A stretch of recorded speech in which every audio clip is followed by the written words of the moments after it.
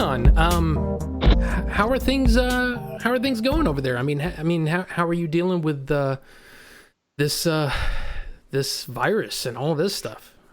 I'm down in the southwest, so we're away from the epicenter, which is in this country is London, really. So even though that's where I work, I don't live there. I live way down south. So yeah, we haven't been too affected, I don't think, but I- I'm just staying in anyway. I don't really leave the house unless I'm taking the dog for a walk or just going shops, really. So yeah, Right. just quarantining myself. Well, let's get into this. I'm like I said, I've been speaking with you on and off since we did the Game Chasers movie. That it, just being friendly, but at the same time, when I started this show, I was like, man, I'd love to have you on to talk about some of your experiences and how you got started in the industry. So why don't we start there? I mean, like, starting from, however, in the beginning there was no, but when, like, what motivated you to get started in this, into special effects? Is it just, give us the lowdown. Uh, it was actually completely by accident. I didn't even really know what special effects was like before I started. Um, I studied computer programming and systems at college, so I was basically just going there. It was something to do. I'm from quite a small town, so I was working in a video shop. I was working in a cinema, and that was my life. I'd then go out with my friends, get drunk, go back to work. That sort of thing, just normal everyday life. Um, but I went to college, did computer programming, did systems, and then I got told, oh, you can go to university after this. Which do you guys call it university out there? Yeah. Well, I think we just say we're gonna go to college, and then we name the college typically. But I know that Right, yeah, you say yeah, university, like I need to go to hospital, or I need to, or something like that. yeah, Again, yeah. Well, that's, yeah, same thing. that's it. But yeah, yeah. So we had choices of going to universities, and I was like, oh, I didn't even plan on that. Education was just kind of like yeah, I'll do that for a little bit. I'll do a stopgap. Why not? And my friend, he said that he was going to do like computer programming, and I was like, oh, amazing, like video games, cool, I'll do that. And then the next day he came and he was like, oh no, I found a special effects course, let's do special effects. I was like, sure, what's that? And it's like, yeah, why not? And the thing is, he didn't say anything else about it, and the course was coming to an end, so I applied. And he came back to me a week or so later. He's like, "Oh yeah, I put the one that you went to that we were talking about as my second choice." And I was like, "What?" It's like, yeah, I've got this as my first choice. I was like, right. And typically, I got in to my first choice, and he got into his first choice. So we went to completely different universities.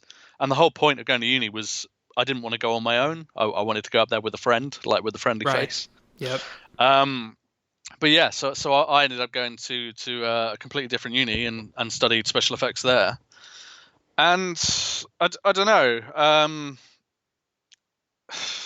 It, the course didn't really get me into the film industry. Basically, is what I'm trying to get at. It was more right time, right place, sort of thing. I did the course. My heart wasn't really in it. It was lots of different things, like computer stuff, dealing with cameras and stuff like that. All stuff which, looking back at it now, has nothing to do with special effects, as what special effects is in the industry. It was just more of a generalist filmmaking course. But I kind of did it and did the uni thing, got drunk lots, and didn't turn up to many classes. But we got these like these special effects T-shirts made. It was like, oh, special effects crew, and it's like everybody knew, oh yeah, they do the special effects. And it's like, really, it was just a shirt to wear with the uni's name on it. And my friend, who I hadn't seen him in about a good 2-3 years, he he called me out of the blue and was like, oh, I'm going to be in the area. Are you free? And I was like, oh, hell yeah. And I thought, right, okay, we'll meet at the Toby Carvery, which is like like a pub restaurant. They do like roast dinners. I was like, yeah, meet you there at 8 o'clock. And it turns out he was running late. And I thought, oh, I'll wear my special effects shirt. It's like, look what I'm doing, blah blah blah. Even though he's like a really successful accountant, so why does he care? But I was kind of proud. So he came up eventually late at about 9:30 in the evening, and Toby closes around 10. So we were lucky to get in there. It's like we went anyway. It was like, why not? So by the time we got there, we queued up. There was one other guy in there, I think. And we queued up and we were getting our dinner. And as I walked back, the other customer he started talking to me. And if you want me to go verbatim and say exactly what he said, I'm going to swear a little bit, but No, go ahead. But he was like, "Fucking hell, that's a lot of food." Like just casually to someone you've never met before, just get a little bus. He's like, "Fucking hell, that's a lot of food." I was like, "The fuck is this?" And he randomly just asked me. He's like, "Oh, are you at uni?" And I was like looking down at my shirt, like with massive logo, and it's like, "Is this guy simple?" It's like, yeah. And it's like, "What are you studying?" Again, look down at shirt. Special effects. And he's like, "Oh, right, okay, cool." And I think he said a couple of other things, and then that was it. And he was like, "All right, see you later." I was like, "Okay." And I walked off, sat down for dinner. My friend came over, also sat down. We carried on, I don't know, talking for about 5 minutes or so. And then this guy, as he left, he went, "Oh, nice to meet you. See you later." And I was like, "Oh, yeah, okay." And my friend was like, "Who's that?" And I was like, "Some guy basically calling me a fat cunt." but as he went out, he came back in maybe, I don't know, 2 to 5 minutes later, and just randomly handed me his card and just said, "Oh, I'm so and so. I work I own a music video company, and give me a call." I was like, "Okay." And it's like, "Okay, how does that happen?" So, I mean, long story short, I basically stopped doing uni work. Dropped pretty much everything, and I went to work on music videos. It was a decision because it was our final year project, so it was like dissertations, so like doing like this massive project, and I had started doing like my final year project, which was the Master Chief Armor from Halo. I was making it out of Pepper Cura and then just skinning it with Jesmonite and Bondo, and then like grinding it down, and it was getting there, but it would have taken me a long time to finish it. But I completely sacked it off, and we ended up doing music videos with bands for like Kerrang and Scuzz. So it's like, I mean, proper bands like borderline metal, like Funeral for a Friend, and I'm sure there's others I could name, but I can't remember. It's so long ago now. And I mean, I did that for a little bit. Did some like cool bits, like making animatronic ring rigs with a friend of mine, good friend of mine, who helped me to make them, making like little servos out of plastic card and stuff like that, and making charity shop like costume wings like spread up in the air, and it was fun to do. But I then heard Captain America was filming like literally the next city over, and I heard they were looking for a location assistant. So they're the kind of people that they tell you, "Oh, they're rolling. Please don't walk past," and they get ignored. It's a hard job. Locations is a hard job, and I would not do it again. But anyway, I took the job. It was 2 weeks in Manchester, largest road closure in the UK history. For Captain America, and it was a bit in New York because, funnily enough, it's not in New York; it's in England. But we filmed that. Well, I say we filmed that. I was doing locations, but I kept like sneaking off to speak to the special effects people. It's like, because wow, what are they doing? This is interesting, and it's like they were doing like steam and smoke, and sort of said like a big steam boiler and like and to make it look like the proper the way New York looks, with like Right. steam coming out grates and stuff like that, which doesn't happen in the UK. We don't have anything set up like that, so we have to get out like little steam exhausts and stuff like that, which all get hidden under some like dog blanket, like carpet underlay stuff, and it sort of muffles it and then comes out and looks like it could be coming from a sewer, which we don't have. Yeah, we're disgusting. But but at the end of it, like as I said, I spoke to a few of the SFX people, and one of them was the supervisor, and he gave me the name of another supervisor to possibly chase for work, as he didn't have anything afterwards. So I sent out. I called him, but I couldn't get a hold of him. It was one of those, like, you're not quite sure if you can get a hold of somebody, and he didn't know who I was. So, but after that finished, I got the third AD said, "Oh, what are you interested in?" And I was like, "Special effects," and he ripped out all the special effects contacts out of the call sheet, which we didn't get because we were just like not proper crew. So, and he handed it to me and just said, "Good luck." I was like, "Oh, cool, thank you." So the few people I'd spoken to on set, I drafted up an email, and it's like, I spoke to you on the set of Captain America, blah, blah, blah. And then all this stuff, it's like how to get into the industry, that sort of thing. And I sent them out. And then I thought, right, okay, I'll send out to the rest of the people on there as well. And it's like, okay, so it's just edit the email, blah blah blah. And a little while later, I got a response from someone saying, "Hi Leon, I don't remember speaking to you on the set of Captain America, but here's my dad's name. His name's Joss." And I was like, "Okay, I don't remember speaking to you either." And I checked the email. I'd completely forgotten to take out that I spoke to you on the set of Captain America. So everybody, I'd completely blagged that I'd spoken to them when I actually hadn't. But yeah, she sent that to me, and I now had this guy's number. So I IMDb'd him, which at the time was a bit silly because as you know, it's like it's a CV site, isn't it? It's like who's done what on everything. Right. And he'd done Aliens, Indiana Jones, Judge Dredd, Hellboy, and I was like, oh, okay, I've got this guy's number. Oh dear. So anyway, I called him, and no word of a lie. As soon as I said hello, the response was, "Who the fuck is this?" And how the fuck did you get my number?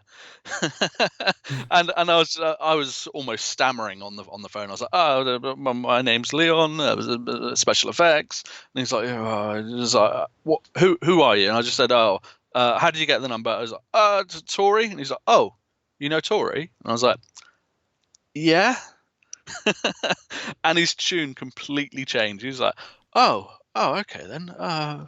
You better come down and meet me then." And I was like, "Oh, okay, sure."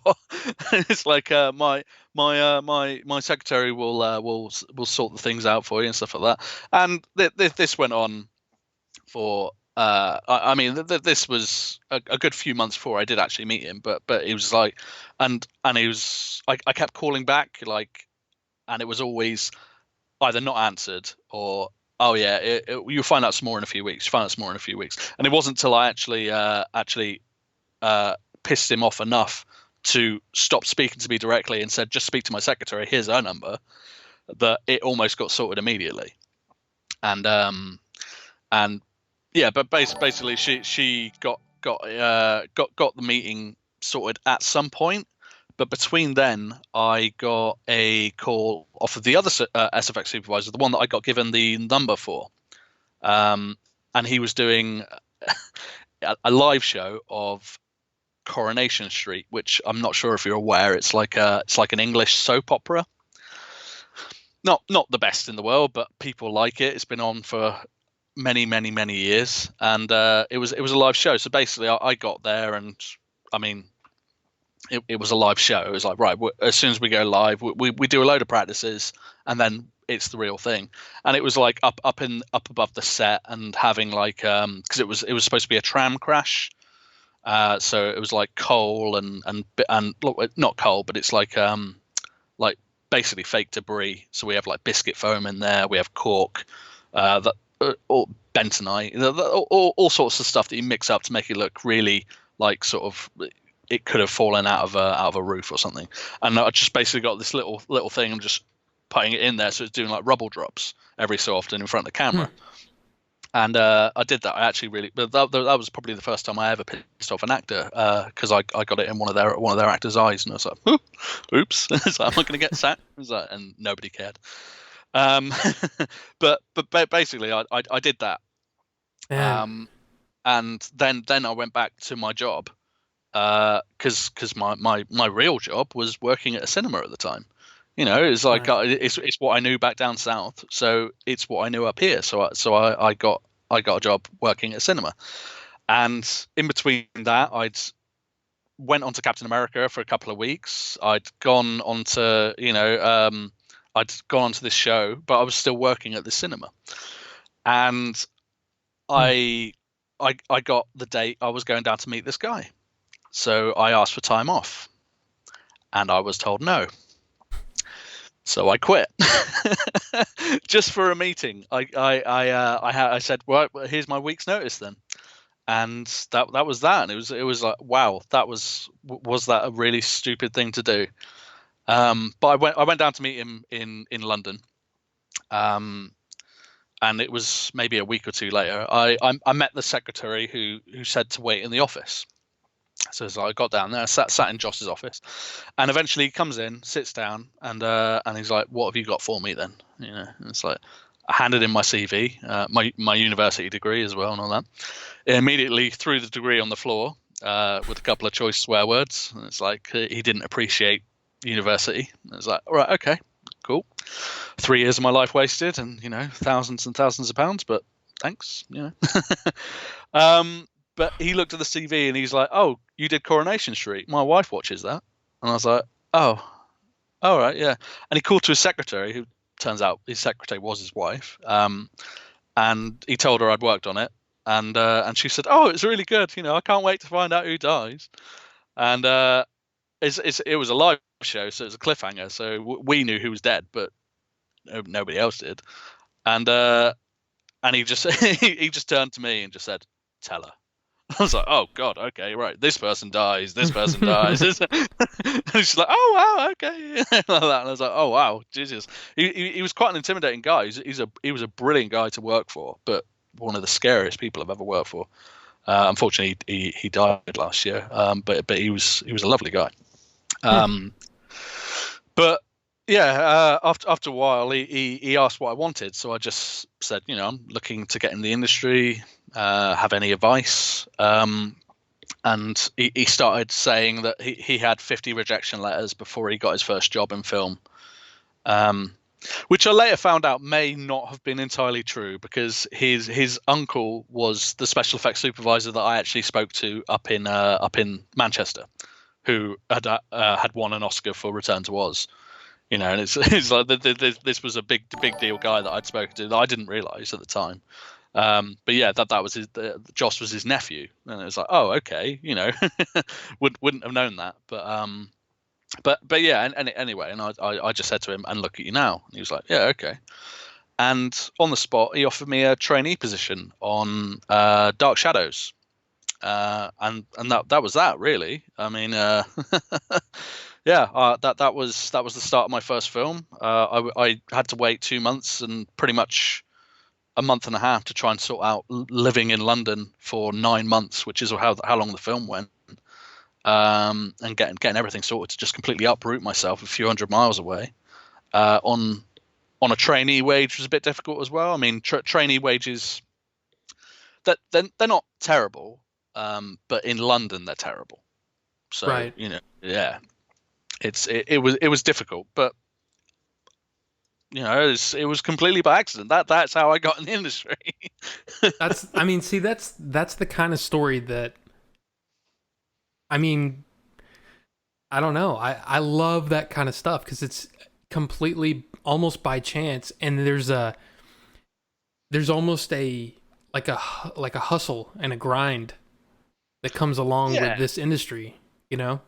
yeah. It was because I've learned that the film industry is there's a lot of family ties in there. It's like someone will hire their brother, their sister, their daughter, their cousins, and it becomes a family industry, and it's just how it is. Because these jobs that they don't get advertised anywhere. You rarely see someone saying, "Oh, I've got a job here." It's through word of mouth, and still to this day, it's not like I'll go looking for job postings.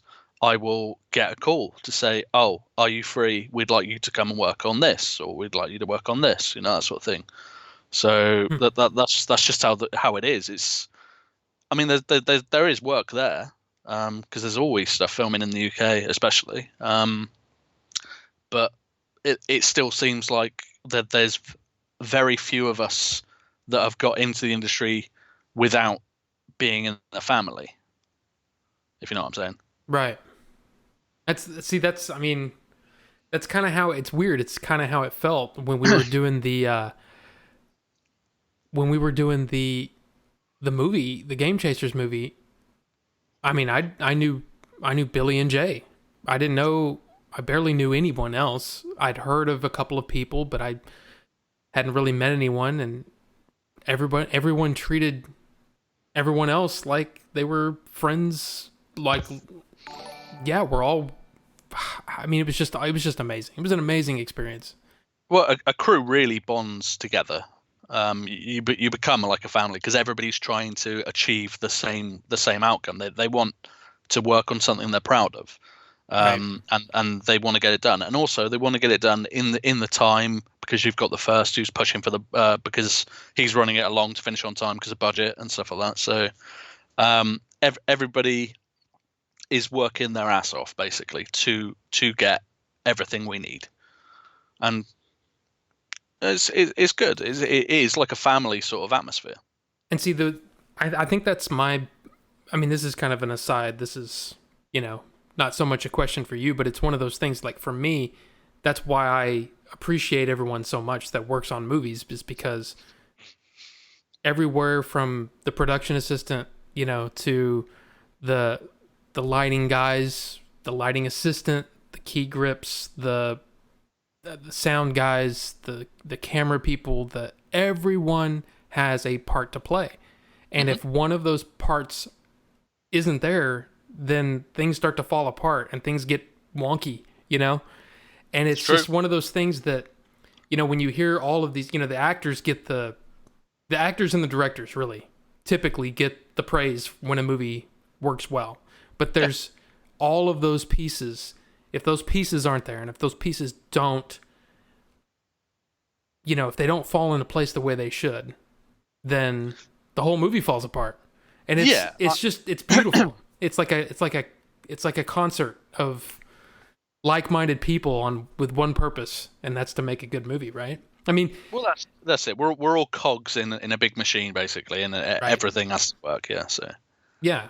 But I mean, to me, it's weird. It's like, not to downplay actors or directors or writers or anything like that, but they're just one. They are a very important. But so are you, and so is the sound guy, and the you know what I mean. The lighting. If the lighting's not Yeah. right, all of those Yeah, but things. but us people behind the camera, I mean, obviously, people these days see if they bother to wait for the credits. I don't usually, unless I'm looking for somebody, unless I'm looking for somebody I know. But yeah, you don't usually look at the credits. You don't usually realize how many people have actually worked on that film. And I've worked on films where I've not even been credited. So even though you've worked on that film, your name isn't on that massive list, and how many other people aren't on that massive list? So it's like Right. you've got everybody on there, who are all doing their best job, really. Right. And just real quick, I wanna thank you, Benji, and the Game Chasers for hosting. So thank you, Billy, and thank you for the very kind words in the chat there. And Billy Chats, thank you for the follow. So okay, we've got lots of questions, and there's just no way we'll get to them all, because believe me, I sent you that list, and it's just crazy, and there's we might have to do a 72-part series Ooh. on. I'm kidding. No. So, you talked about how you got into the business. Like, who do you look up to? Who are your heroes in special effects? Oh, well, back before I started, you can name a few like buzz people, like Ray Harryhausen, Stan Winston, Yeah, of course. Rick Baker. Like we're like people, Tom Savini. You got loads of people who are. I mean, granted, they do that, or they did rather effects that. It's a different animal today. Really, our department has been a bit chopped and changed. We still do some bits to an extent, like some engineering and stuff like that. Like on Fast and Furious, I helped build the plane, the Antonov, and did some of the tank modifications and stuff like that. So we're still doing stuff like that. But I mean, back then it was like monster makeup and stuff like that, and now you've got a separate prosthetics department, and you've got special effects makeup, which is completely separate to us. And like model making and stuff like that, it's slowly been phased out. Hopefully it's coming back, because some model stuff. I met the guy when I was on Fast 6, because obviously at studios you get different films going on at different times, stuff like that. And one of the guys I was working on with on Fast, he just said, "Oh, do you want to go meet my mate Bill?" And I was like, "Yeah, all right." He's like, "Yeah, he's probably got some DVDs he'll sell you." That is literally how that guy talked. And yeah, I went in there, and I'm sure he was called Bill. But this is going back like 8 years or something. But as I went in there, he had models for some of the Red Dwarf ships. I was like, "Oh wow, they're cool." And then I saw like some sort of space stuff and stuff like that as well. Like not obviously Red Dwarf spaceships, but I saw the space stuff. I was like, "Oh, what's that from?" And he's like, "Oh, that's Moon." I was like, "Okay." And it's like, "Oh shit!" And I was looking around. This guy did the original models. Like he built all the models there, and I could see the Red Dwarf ships, the Moon stuff, there's another film that he did which I sort of laughed at, because it was that John Travolta space one that got absolutely packed. I can't remember what it's called, but I can't remember. It wasn't Battlefield Earth. Yeah, it's yeah. But yeah, he had that as well, and it was just crazy just to go in there and just randomly meet someone like that, who had probably done countless movies, and he was just being all casual about it. But I mean, actual people I've met. I met Neil Gorton. He does a lot of makeup effects, and so he's that side of special effects. But it was cool to meet him. I actually met him on the uni course. And then a few years later, I ended up working on Doctor Who episodes, blowing up his Cyberman heads, working with his Daleks, which I actually broke one. It was in my way, and I kind of sort of moved it out the way, and the fiberglass bottom snapped, and I kind of ran away. It's like, oh, I've broken a Dalek. That's not good. But yeah, it was cool to meet him. I met with him years later as well, and just having a drink. It's like, this is so crazy how things happen. And you've got Stan Winston. Obviously, he obviously sadly passed away a long time before I started in effects.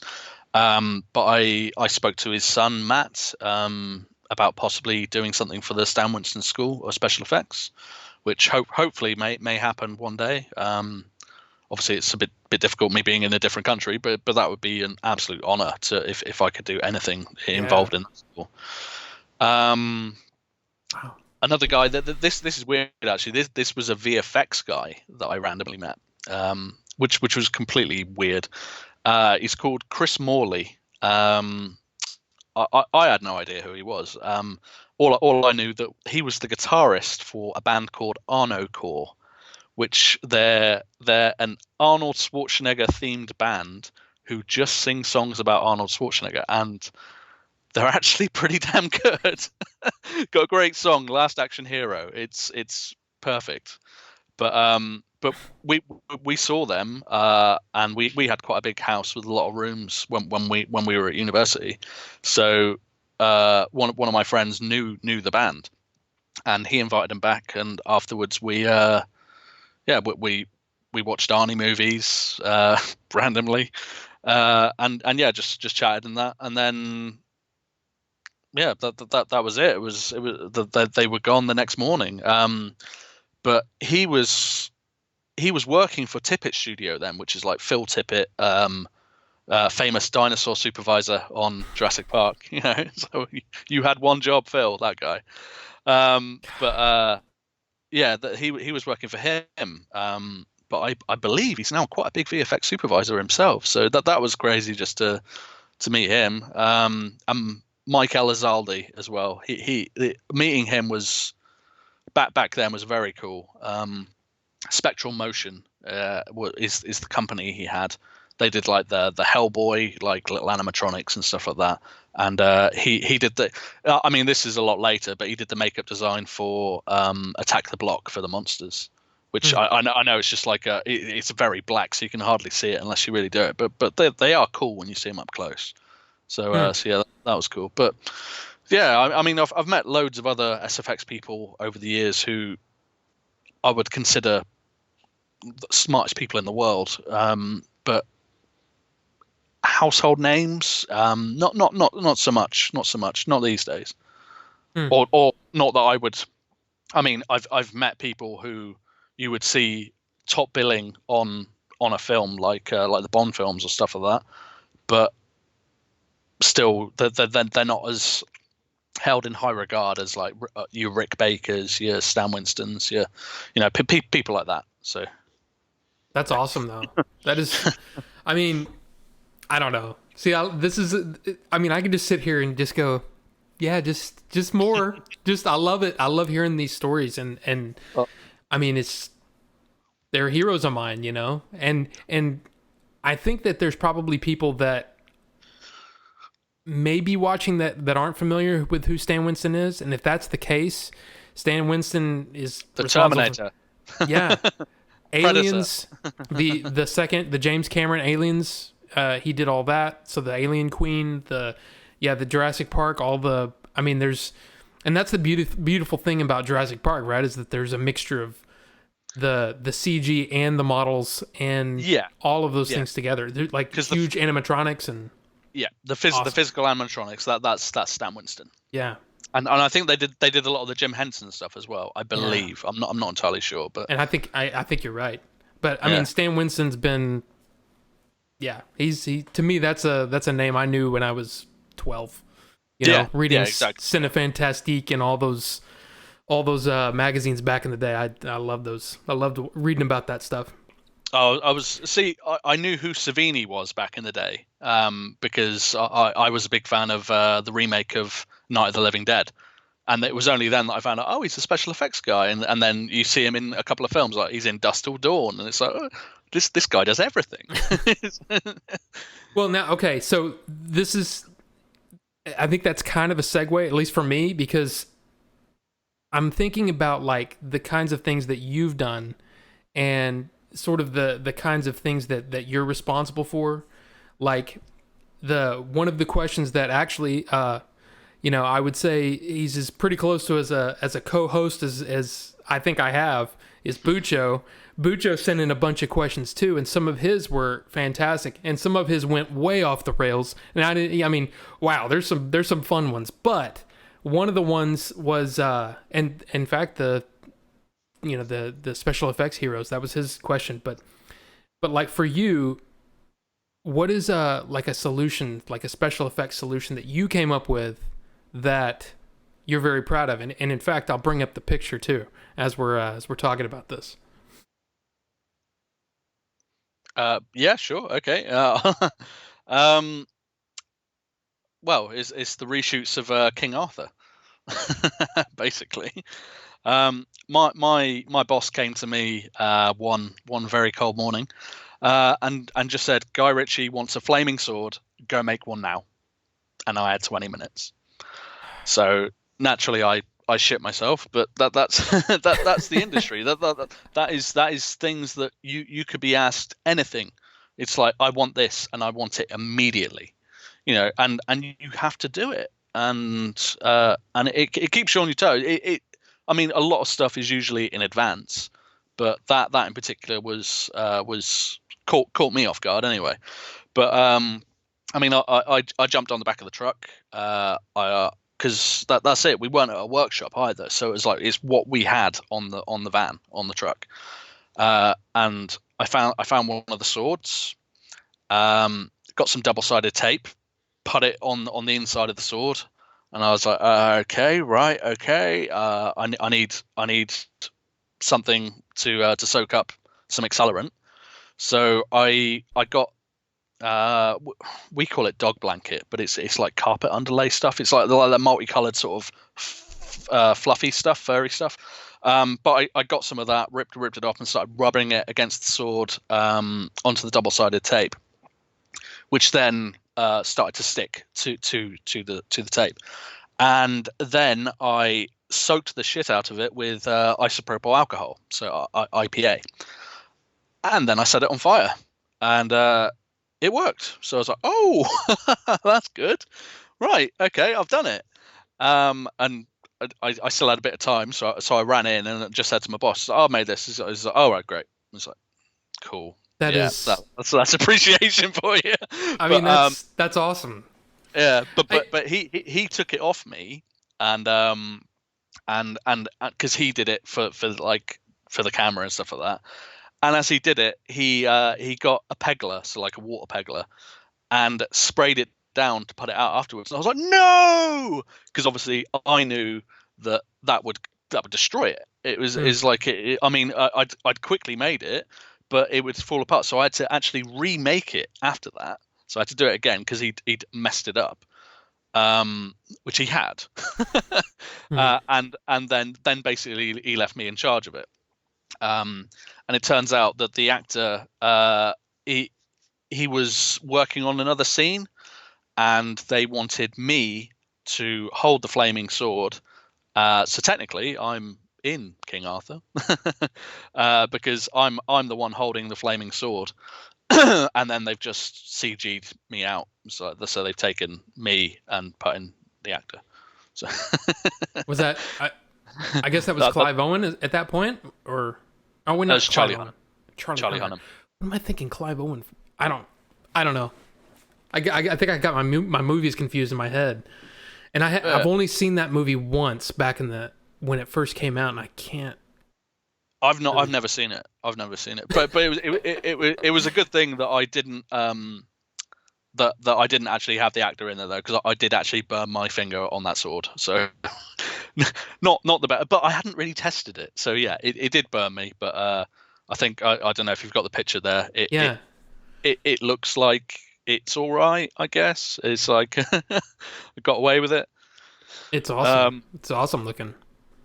But that actually reminds me of a time I ended up in another film, and I think I actually am in that film as well. The film's called The Mercy, but originally it was like the Trials of Donald Crowhurst or something like that. It's about a guy who basically spoilers for The Mercy. if you've ever heard of it, it's about a guy who back in the 50s or 60s or stuff like that, he faked going around the world in a catamaran or a trimaran or stuff like that, and broke the record for doing it, even though he never actually went, because he just kept giving like radio transmissions and stuff like that, even though he was nowhere near where he was saying he was or something. Yeah, so he was just a big liar. It all came out, but I'm sure it's a great film though. But I went on location just down, which randomly is near to my hometown where we filmed, which was a bit weird. But I came down here, and it was me and another guy, and we both got told to get into costume. To which I was like, no, we're special effects. It's like, yeah, get in costume. I was like, what? What's she on about? It's like, whatever. We went over to the costume department, and they were like, oh yeah, well, they're going to have you on camera doing some effects. And I was like, oh, okay, all right, whatever.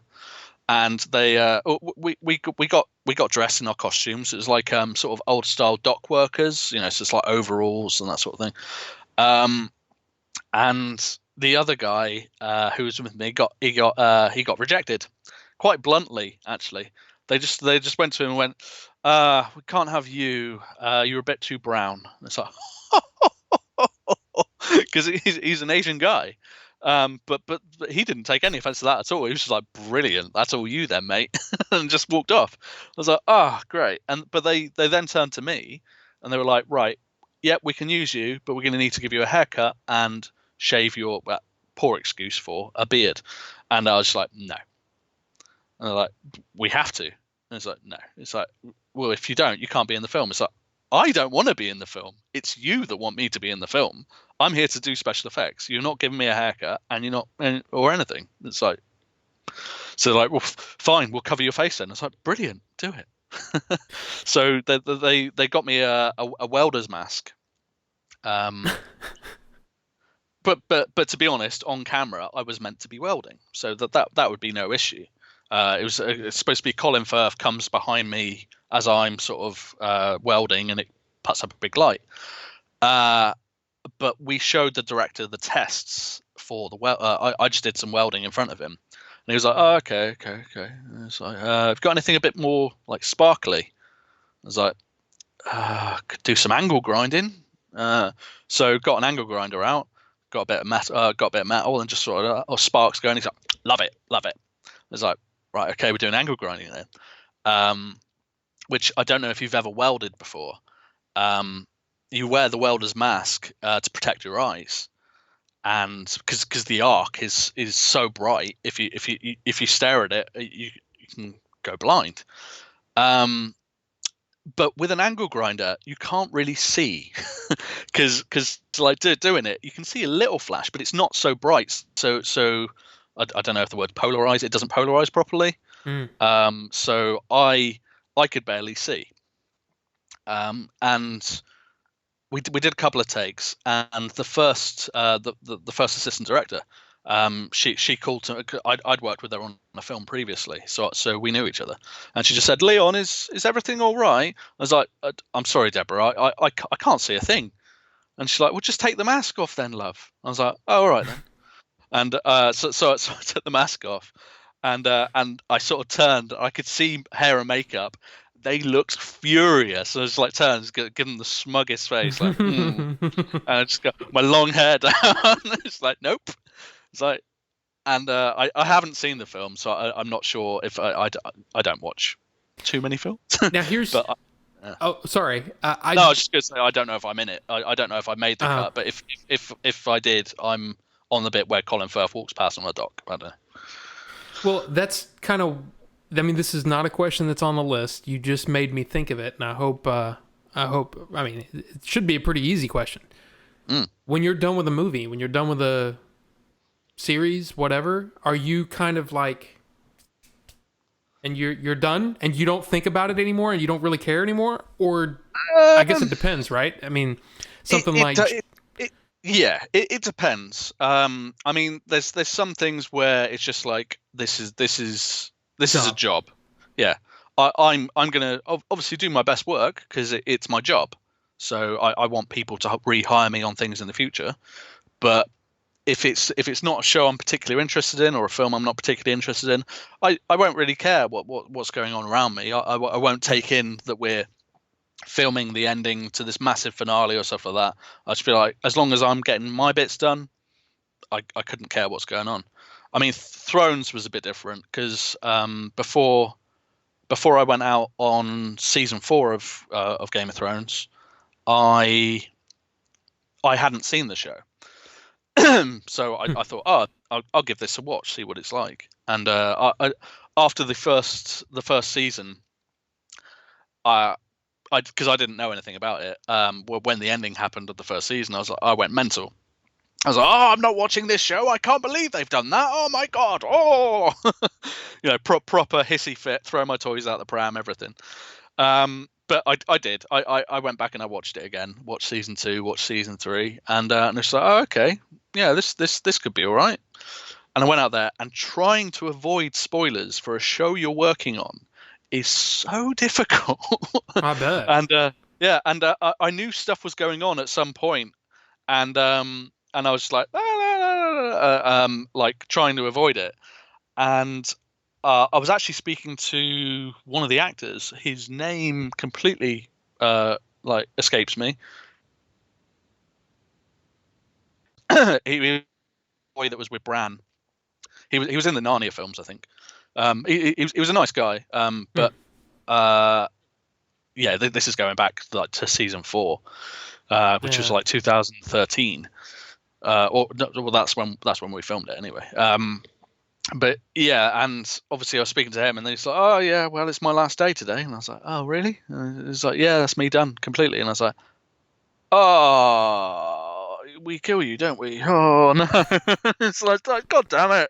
It's like complete spoiled it for myself, and it's like by just talking to one of the guys. But yeah, Man, that's awesome. And that's, I mean, I kind of guessed that that's how it was, but I wasn't sure of like how I mean, I assume that most people are that way when they're working on it. I mean, it's kind of like if it's a movie they're interested in, then yeah, they'll watch it. But for the most part, it's kind of like just, I'm done. Well, that's it. Some people will obviously watch what they've worked on, regardless. I mean, we always get invited to like Leicester Square to go up and watch the premiere and stuff like that, and I never go. I never do. I think the last I went to the Dark Shadows one. I watched the film, and to be honest, the trailer. If you watch the trailer back then, the trailer completely lies about what the film's going to be. It really does.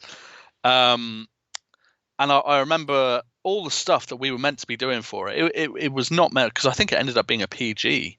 But like some of the stuff we had like werewolf bits with Chloe Moretz and stuff like that, where it was actually quite borderline violent. It was like lots of werewolf like scratches and stuff like that. And there were a few more bits which eventually got dropped, I guess, to get it down to a PG. But basically, I watched it, and if you've ever been to a premiere, it's the most annoying experience to go with people who have worked on a movie, because it's you got people going, "Oh, I was hidden behind that bit when we were doing this," and it's like, "Yeah, I was doing this over there," and then, remember that day we had steak, it was brilliant, yeah, and it's just like, "Oh, shut up! I'm in a cinema." It's like, I don't care that you were hidden behind that hot dog stand. Really, brilliant. It's like I was there too. And but yeah, is that what we have to look forward to on the? You probably will, yeah. Because people will talk about what they were doing, and it's just like, and I'm one of these people who go to a cinema, and if I hear one person talk, I go ballistic.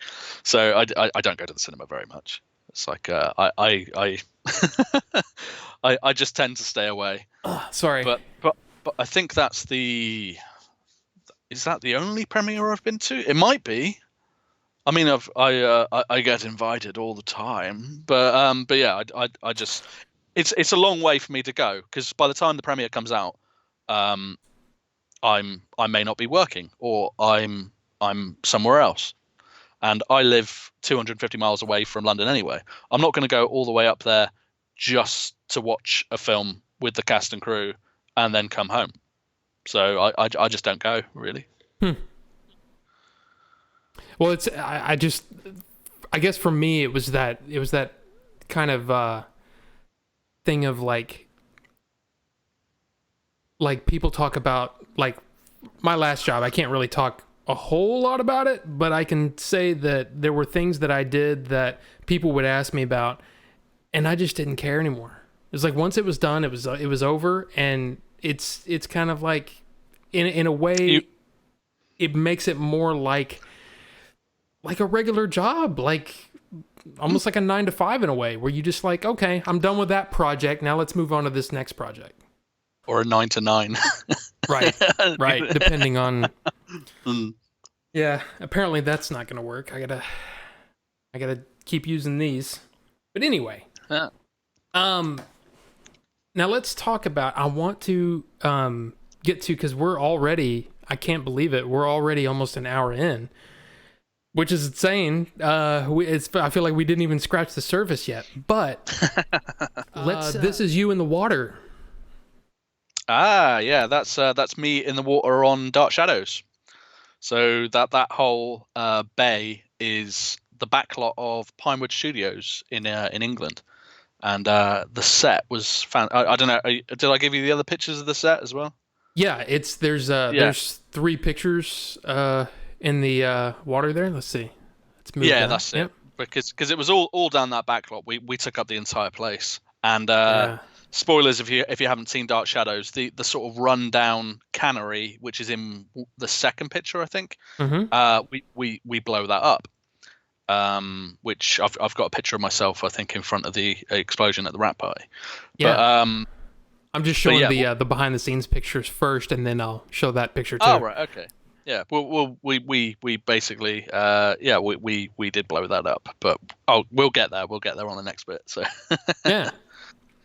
But yeah, that was just me in the water. I think I was doing something. I was doing something in the water to make it look like there's like waves and tides and stuff like that.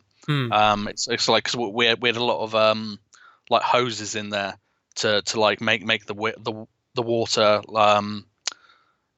be more ferocious, really. So it's like the proper sea. So right. We had wave machines up at the side as well, which were hidden behind the blue screen. If you look closely on the third picture, I think it is, you'll see that there's something just above the water on the side that's also covered in blue, and that's a wave machine. And basically, it's just like this big pneumatic like ram that just comes down and just makes waves. That's awesome. And someone's stood on top making it. So yeah. Yeah, that's awesome. Film magic. Yeah, but that's the kind of stuff that, you know, makes movies happen. You know what I mean? Yeah. Oh wow! On Maleficent, we had jet engines doing it. Not jet engines. Boat engines doing it. Like mixing up the water, which was just crazy. It was just like seeing a load of boats in a row just like turned on, and the water's going. It's like, that looks great. Man, that's awesome. I mean, now let's see. Hold on, so now we've got a picture of you with a little puppy in front of something. You're sitting down. Right, yeah. You've got your fantastic beats. Yeah, wasn't this? That was on Justice League. Yeah. Yeah. That was just somebody's dog. I think I just got cannonly caught. But on the side, you can just see it's a 3-phase plug coming off of what they call the Travelator, and it's right. what they had the Flash run on to do the effects for his slow motion. So it's basic. So he's running on a Travelator. Yeah. Yeah. Interesting. So it's it's basically a treadmill in a way. Yeah, basically a really heavy one that I had to push around with other people. It wasn't just me, but it still was like, oh yeah, move the Travelator. I was like, oh really? And awesome. As it's 3-phase, that's a lot of power as well. So it's like we had to make sure that because sparks don't usually carry 3-phase power. They only carry single phase. So like you have different power over there, don't you? Yeah. Well, we get single phase, which is blue, which is 16 amp, and then you have 3-phase, which is like your red one. Basically, it's a lot more powerful. Basically, so we've got to carry around our own supplies to get that 3-phase power. We can't go to the Sparks and say like we would on the movie on the Game Chasers movie, like go to Chris and just be like, oh, can I have a bit of power over here or something like that, and he can do it. If you did that with 3-phase, Sparks would just go, no, basically, we haven't got any, so go get it yourself. Hmm. So, so yeah, that's basically what that is. It's just a very very heavy treadmill that we had to move around and repower every time, and a cute That's doggy. crazy. Yeah, that's crazy though, and Mm. kind of neat to see how that works. And then we've got this picture here of the the cast and crew, or I guess the crew of Justice League, right? Yeah, well, yeah, none of the cast are there. I think Zack Snyder's down the front, Yep. um, but that is taken uh, in the Gotham City football field, Right. American football field. Um, but yeah, that was taken there, and I think that got cut from the movie. I've not seen it. I worked on it when it was Zack Snyder, and then we finished the film. But obviously, what happened? I don't want to go into that. But Joss Whedon came back to do reshoots, and I was on something else, so I didn't go and do it. And apparently that they reshot like half the movie. So all these people that are saying Snyder cut, it's like there probably is a Snyder cut. Yeah. Just saying, Yeah. because I know that I finished on that film. We finished. So Yeah, that's one of those things where I mean this might, revoke my nerd card, but I'm just not a huge DC EU fan. I like Batman, but I mean that's really kind of where I draw the line typically. I mean, I like all the other ones that I've seen so far. They're fine, yeah. but I don't get Well, involved in it like I do like Marvel or Star Wars. I mean, for some reason those just really speak to me. I got to blow up the Batmobile on that film, and I annoyed Superman, so he was really annoyed at me. So yeah, it was kind of quite fun for me. Oh, man, I can't. That is fun though. I mean, and I don't know. It's kind of curious though how those things happen though, and like this is one of those rare times where I don't know who talked first, but yeah, the idea that there being the Snyder cut out there, it is definitely intriguing. Loads of people have said it. I mean, yeah, I think the most recent one was Affleck who Yeah, came out and said it, and it's like, "Ooh." I yeah, mean, obviously, I don't know what happened with the footage. Did it get all put together? Who knows? It's right. like I don't know. All I know is that the film that we did, we finished, but it needed reshoots apparently. So Hmm. I don't know. Again, I've not seen the film, so I don't know.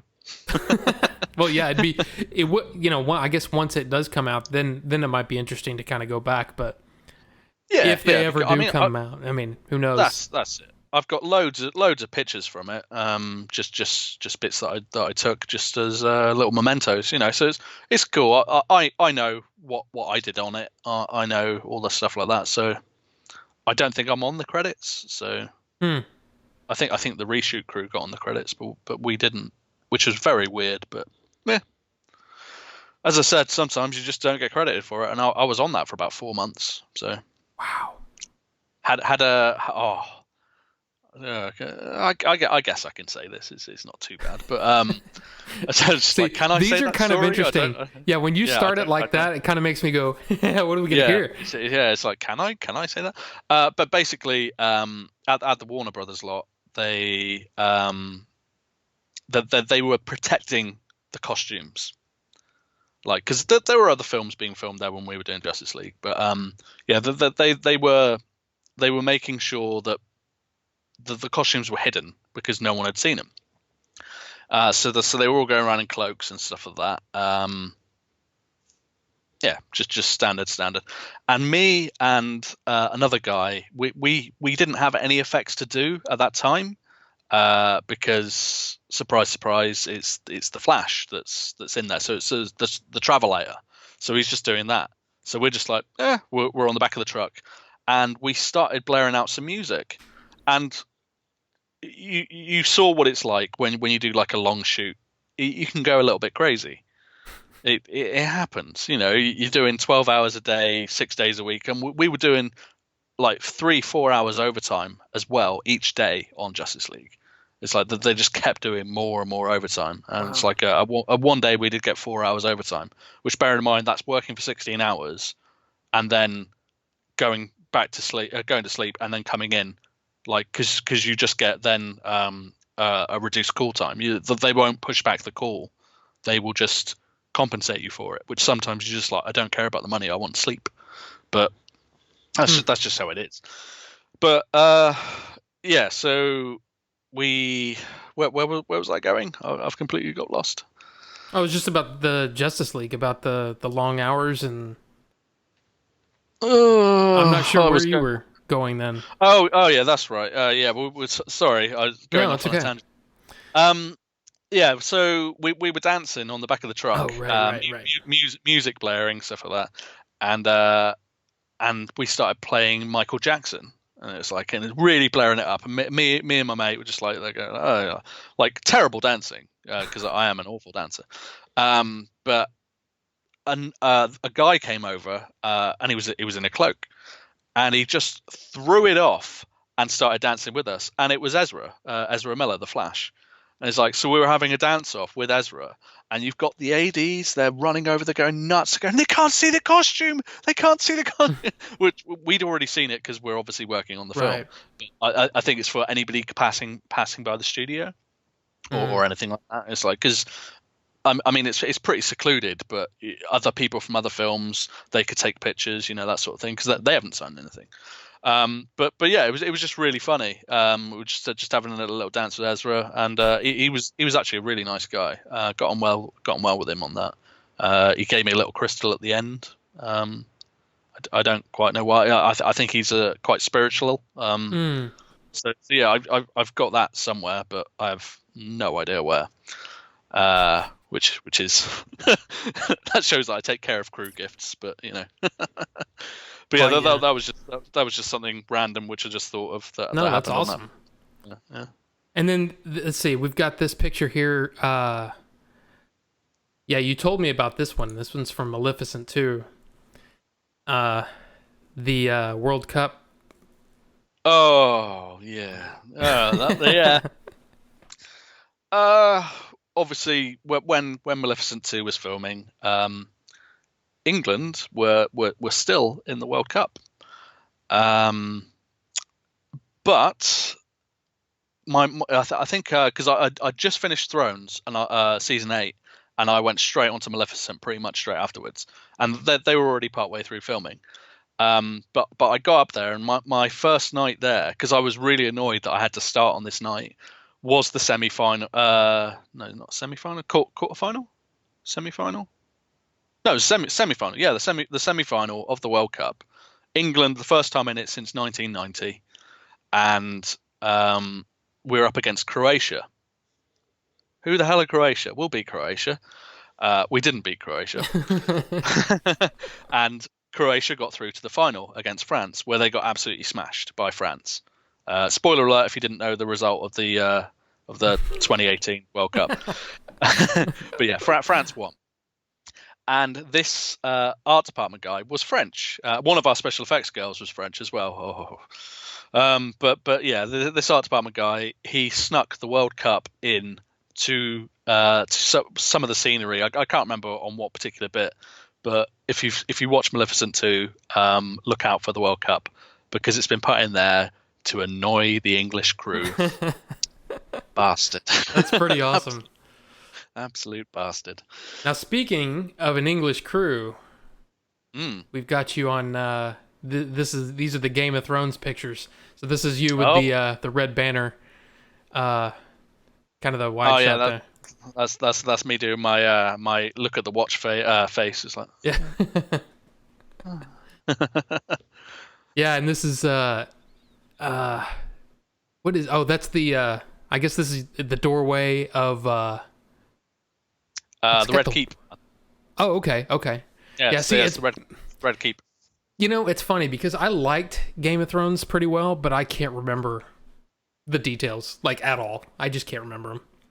Well, all that is there's nothing behind that. It's literally a door, and then it's just scaffolding. Oh, you ruined it for all the people. I know. Yeah, there's Movies that. aren't real. Movies aren't real. Seriously, these images are cool looking. I mean, this is oh, and then this is a huge fireball.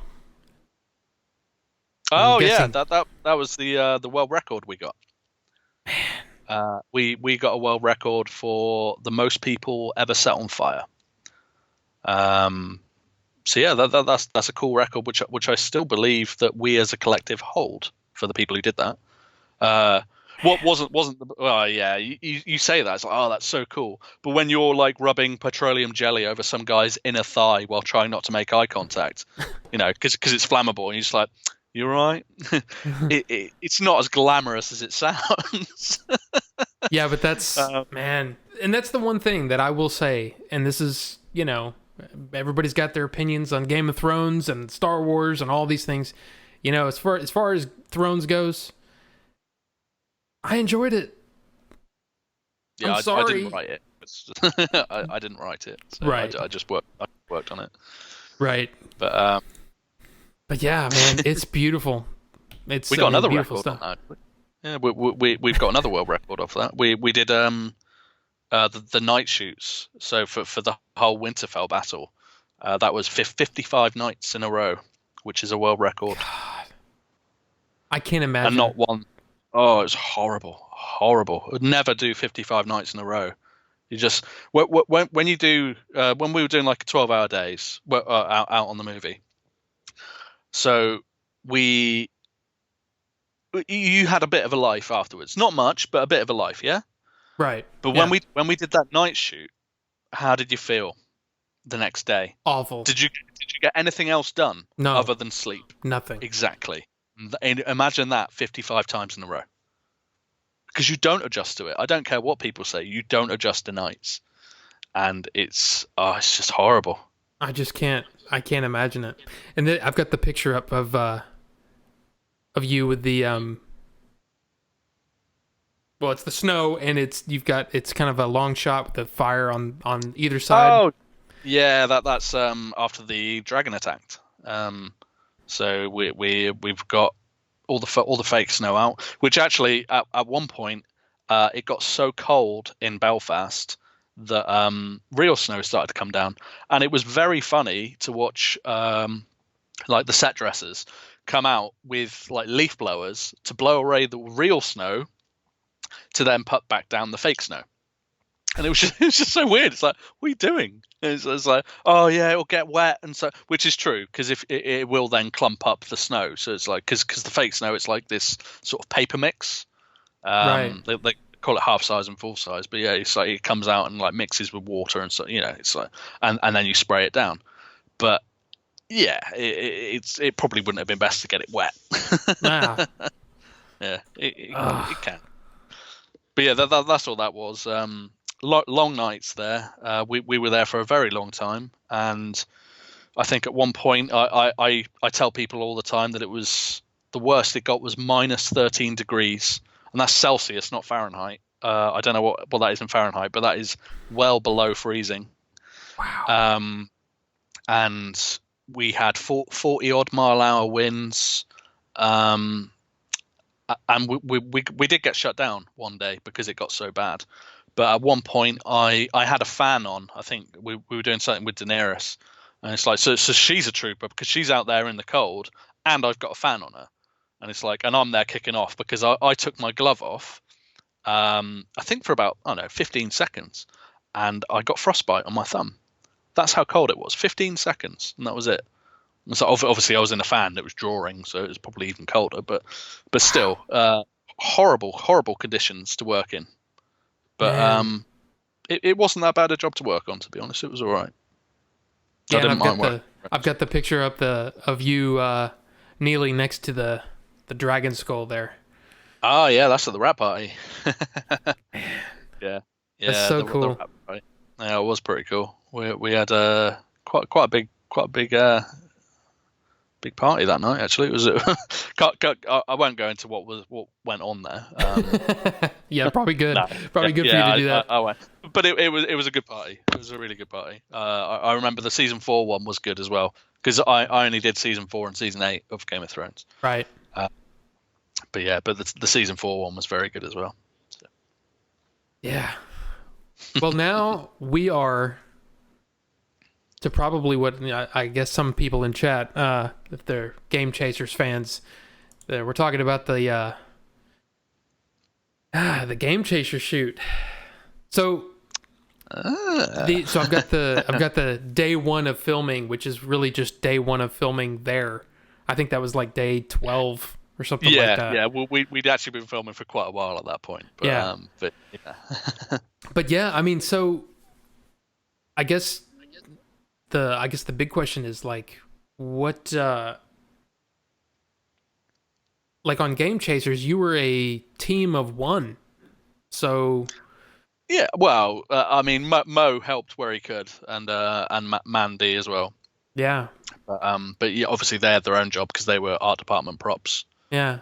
So how did you get involved with this? You know, with I mean, gosh, this crazy team of people. Well, I mean, I first heard about the Game Chasers Christmas 2013. I just finished Thrones season 4 actually, and I came back like and just wanted to sit down and binge YouTube, and it came up with this show, and it was the Flintstones Dinosaur Peak episode, I believe, and YouTube was obviously advertising it, so it came up on my front recommended.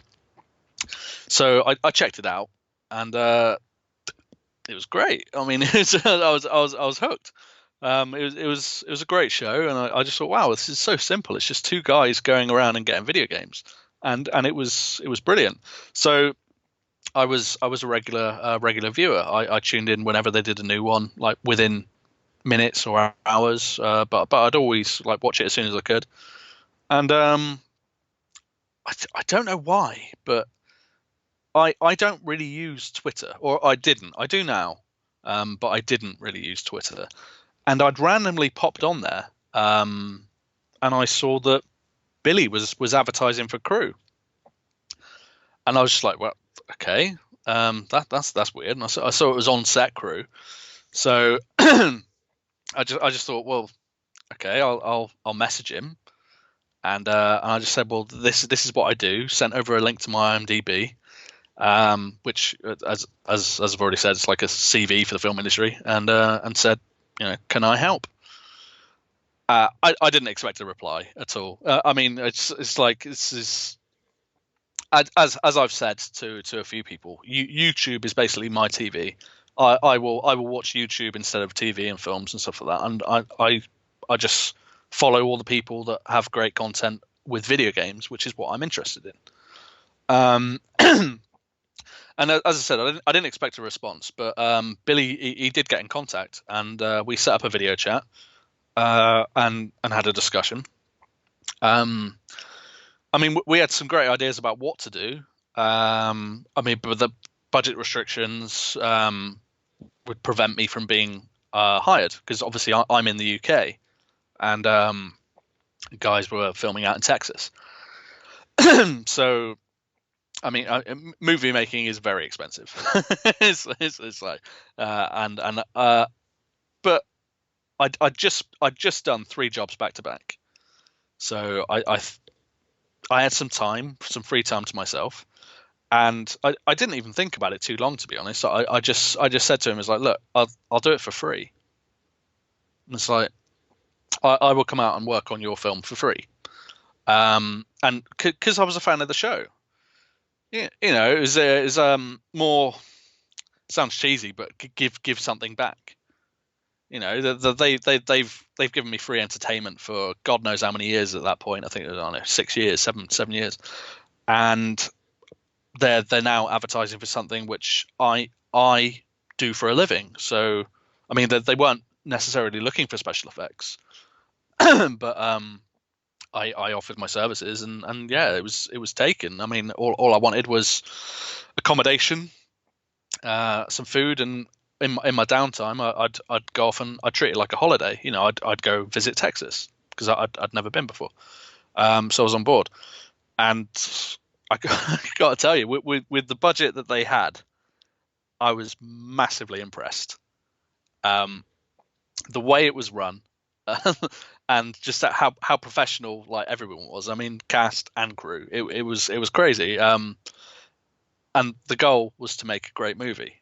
I mean, personally, I think with what I saw, Billy succeeded. Um, Obviously, when the film comes out, everybody else will see that, but that's just my point of view. But it was great to be there and make the movie. I met some cool people who I'm still in contact with. Obviously yourself. I'll speak to I'll pop in Jay's chat occasionally when he's doing his YouTube show. I speak to Joe on occasion. There's Jim obviously all the time. Good to chat with Jim. Game Dave as well. Good old Game Dave. I mean, there's loads of people. Eric, Chief, everybody, and Billy. But obviously, I don't want to bother Billy too much because I know how busy he is. But it's I didn't have an intention of going out there to be like, oh, I'm going to be friends with the Game Chasers. It wasn't like that. I mean, which to be honest, when I spoke to Billy, I think he may have been wondering, why is he offering this for free?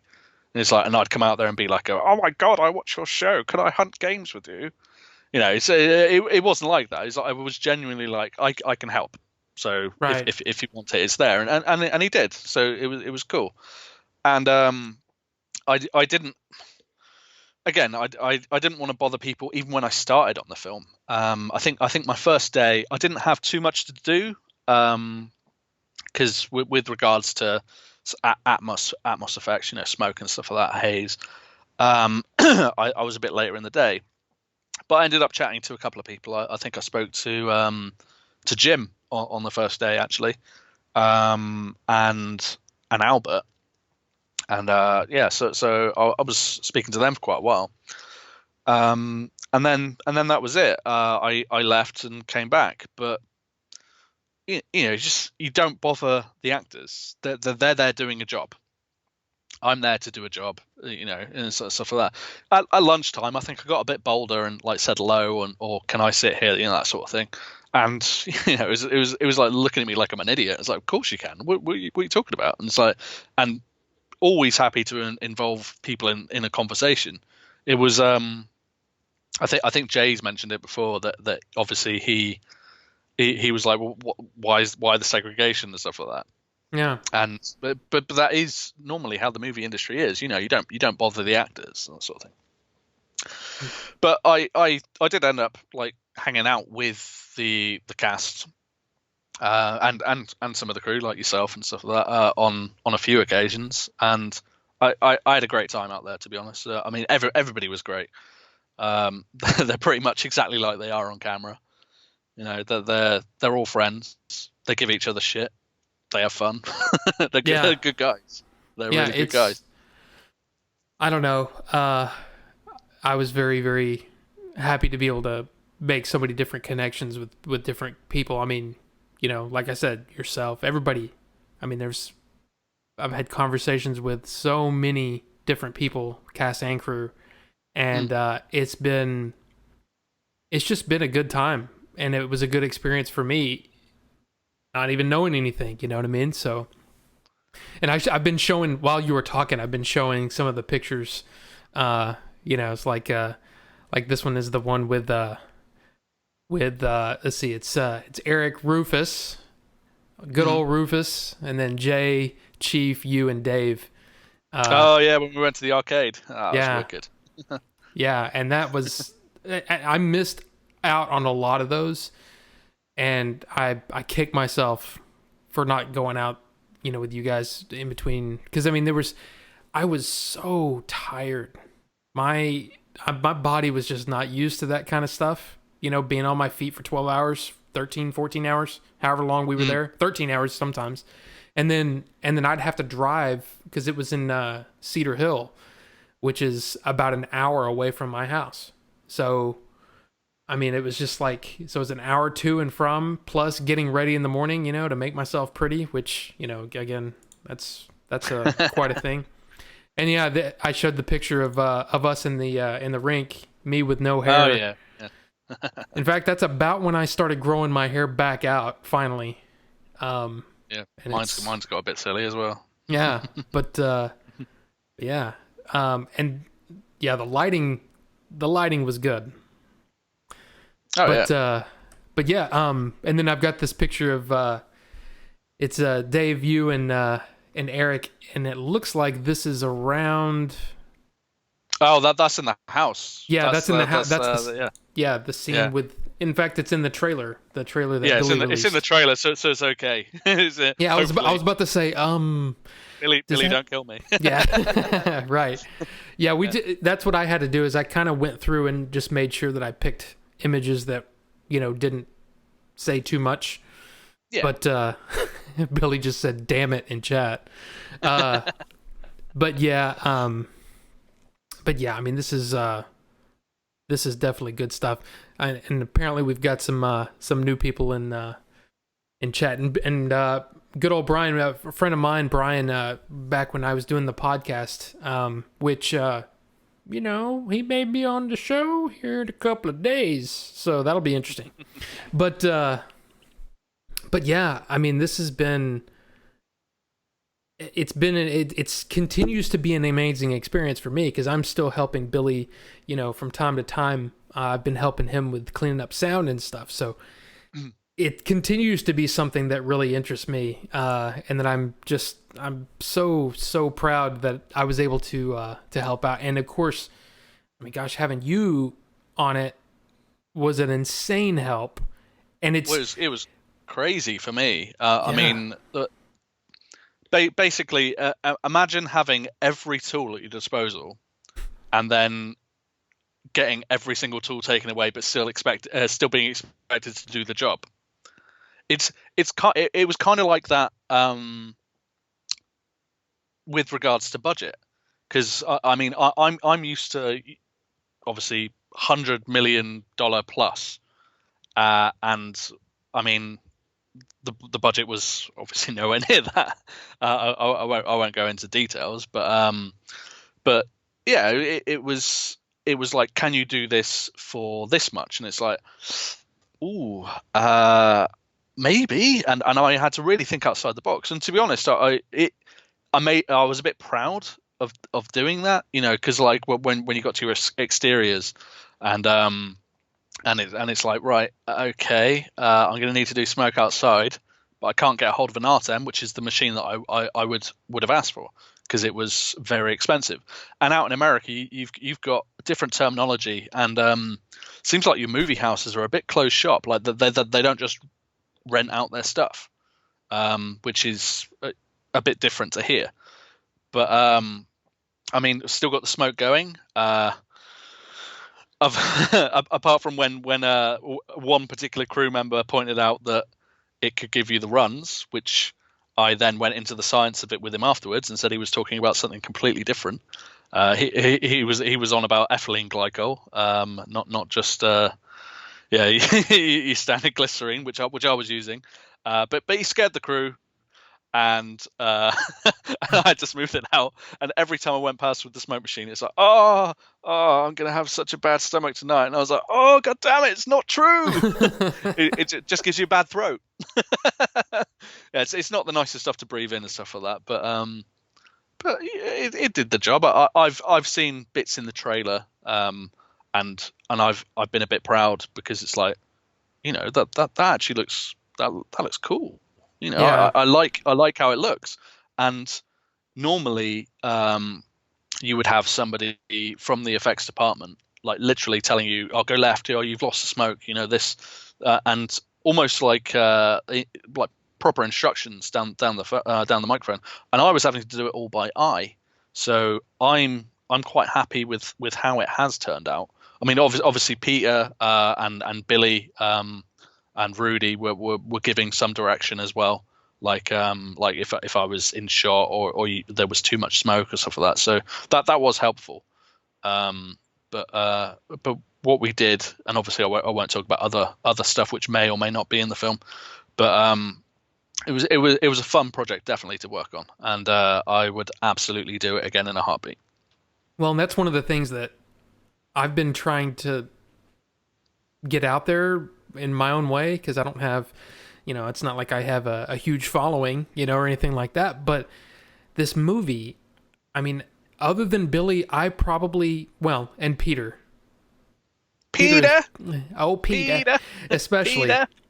I've seen more of the movie than anyone, anyone else other than Billy at this point. And you bastard. I saw every shot. I saw, there's only a few setups where I wasn't able to see it, the like the driving shots, I wasn't able to tag along with that, but I've seen a great majority of it, and it looks fantastic. And it's one of those things where, especially like the smoke effects, the haze effects, you don't realize that you need that until it's not there. And when you know what I'm saying? And it's haze inside, smoke outside. Well, yeah. Haze is water based. Right. But it's just to be a dick. It's well, that's your job, and that's like, yeah. I mean, it's unbelievably cool stuff. And the way that some of these shots looked, I mean, I'm like, I know I'm nobody here. I mean, I kept saying this. I kept saying that on the set. I was like, I know I'm nobody, but this looks awesome. This looks great. And I remember I even told you, because you said, hey, how does it look? And I'm like, dude, it looks great. Cool. So, I mean, it's just, there's so many, like, I'm so proud of everyone. And as, to kind of piggyback on something you said before, everyone seemed to be there to try to make the best movie they could, Yeah. Yeah, that's the thing. I mean, I was speaking with some of the crew, and it's more like, oh, have you seen the show?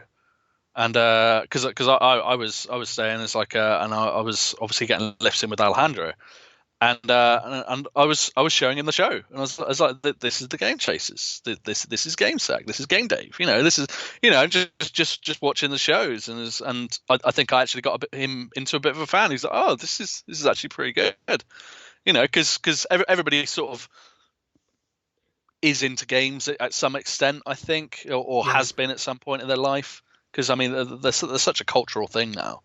It's like it's not like, oh, games, who plays games? Nobody's really like that these days. Yeah. But I mean, me and Billy did actually have a couple of conversations before I went out there to finalize things, regarding all the effects that could be in the film and stuff like that. Obviously, some stuff didn't make it in because of budgets and stuff like that. But I mean, in the future, I mean, if anything else were to come up, I'd love to come back out and do effects again. I mean, it was such a great time that, why wouldn't you? Why wouldn't you want to go out to a job where you have fun? And that's, well, I mean, I don't know. I don't know if you can, like, at least for me, being on set with you and Billy and Jay and all those guys, everybody, I just don't know if I can find that anywhere else. I kind of feel like, like you've gone on the best possible cruise that you can possibly go to. And when you go on the budget cruise, then you're kind of like, you know what I mean? I kind of feel like I've already had like the best experience. I don't know. Maybe I'm just, like I said, I'm a nobody. I don't know anything about the movie industry, but I had such an amazing time on that set. And I just, man, it was just so much fun. And who knows? So glad you were there. Billy may make up his own sort of View Askew universe sort of thing in the Game Chasers universe, and you could be as Scott Mosier. Who knows? Hey, I wouldn't say no to that, but at the same time, it's like, like I said, I just wanted to help try to make the best movie possible. I didn't know what I was doing. But, dude, you looked like you did know what you're doing, because I couldn't tell the difference, and I've been doing this for many years. So I watched a lot of YouTube. So do I. That's it. I just looked up what you're supposed to do as a script supervisor, and then I feel like in some ways, and Billy might think I'm insane for saying this, but it seems like a lot of the things that I was focused on was the stuff that if the writer and director weren't the same person, and right there, that I could just talk to, it probably would be. Oh, and editor, sorry, yeah, he acted in it, edited it, or he's editing it, he wrote it, and he directed it. When you're a script supervisor, you take notes for different people because they're not there. The editor's not sitting there watching the filming. So you've got to take a different set of notes. And I feel like I was focused on that so much that I feel like I could have helped in other ways. But look, hey, like I said, I don't know what I'm talking about. I just had a good time, and I'm glad we at least from what I can see, we made a great movie. I mean, oh yeah. So I'm really excited. And as I said, everybody was just jumping on to help. I mean, yeah, that doesn't happen in the film industry. Right. you see a department struggling. It's like, no one cares. It's not great. I've done it in the past on films where I see like the prop people like moving stuff in, and everybody's sort of like stood around like just waiting, and I'll go, well, I'll give them a hand. And I'll go in and give him a hand, that sort of thing. And it was kind of like that on this movie. I mean, I helped Mo with some bits. Scott helped Mo with some bits. I think at one point cast members were carrying some parts of a set for a particular bit, and it's like this is crazy. And it's like, and everybody's like, no, we're all doing this together. We're all doing this together. And it's like this is. It got to be one of the closest units I think I'd ever worked on. Towards the end, it was like, I can't believe I'm going. This is crazy. It's like, let's film another couple of weeks. Yeah, but it was just, it really did feel like a special experience. So it was. I'm very proud of it, and I'm very proud of the work that everyone did. I don't regret going out at all. It was awesome. Yeah. Billy just said everyone from the top to the bottom carried something at some point. Yeah, for sure. It's come back. It's come back. Oh, and I completely missed this because I was so involved in what you were saying. I was so focused. He said that you can talk about the ass fire if you want. Oh. Really? Right. Okay. Can I go into details, or are you just see that's it? You letting me off the leash, but what am I going to get bollocked for? Let's say I think you can definitely talk about the testing, and I loved. Okay. Yeah, he said not too specific. Yeah. Okay. Yeah. See that's yeah. I didn't want to give anything away. Right. Okay. Well, there's a particular part of the movie where something happens, and this is fun. I know it's really difficult. It's like, does Leon put his foot in it? Right. So something happens, and basically it seemed like a good segue to make the trousers set on fire. It seemed like it would be funny, and I sort of I can't remember what was actually said. I think I might have actually mentioned it to Billy or something, or it was Billy's idea. I can't even remember, but it was just like, could this happen? And it was like, yes. I'm pretty sure that it might have been your idea, because I think I was standing there when you came up and you said, "So listen, I think I want to." I don't want to take that. I mean, it was Billy's call at the end of the day. I mean, it's his movie, so it's like it was just, maybe it was just one of those fleeting things. It's like maybe this, and he said it was your idea, by the way. Okay. Well, he was completely on board, which shows a massive amount of trust, because I did as much testing and safety protocols as I possibly could. With regards to this, and everybody was really on board with it. It's like, yeah, safety's the main thing. So I did some testing with our wonderful producer Scott. Shout out to Scott. Who volunteered. He was like, yes. Yeah, yeah. Please. Again, again. So I got Ali to wonderful Ali to sew in some stuff. What is going on with that? It keeps going connection problem. Is it back? Is it back? Yeah, you're fine on my end. Oh right, it came up connection problem. It might have just been me. Huh. But yeah, the Ali obviously sewed the fire blanket inside the jeans and stuff like that. You know, basically we're just trying to make it as safe as possible. And when we went to actually shoot it, we went upstairs, and obviously what happens in the scene happens, and then we were going on to the bit with the fire, and that was when I turned into a bit of a dick, because I mean, smoke, putting in smoke, absolutely fine. You know, it's like da da da. It is what it is. You know, you're doing that, letting it settle, and then that's my bit done. But this, obviously, someone could get hurt if things went wrong, that sort of thing. So I sort of stamped my feet around a bit, and I was like, you can't go longer than 8 seconds. That sort of, you know, that sort of thing. But it was all in safety, and everybody was on board. Hopefully Billy got what he wanted from the shot, because I mean, I think we did it a couple of times. I can't remember. I think there was two takes. Yeah, because it was getting so late at that point. I think we had to move locations as well, and everybody was just like dying on their feet because it was so late. But yeah, That was a rough night. Yeah. Yeah, it was a crazy night. But I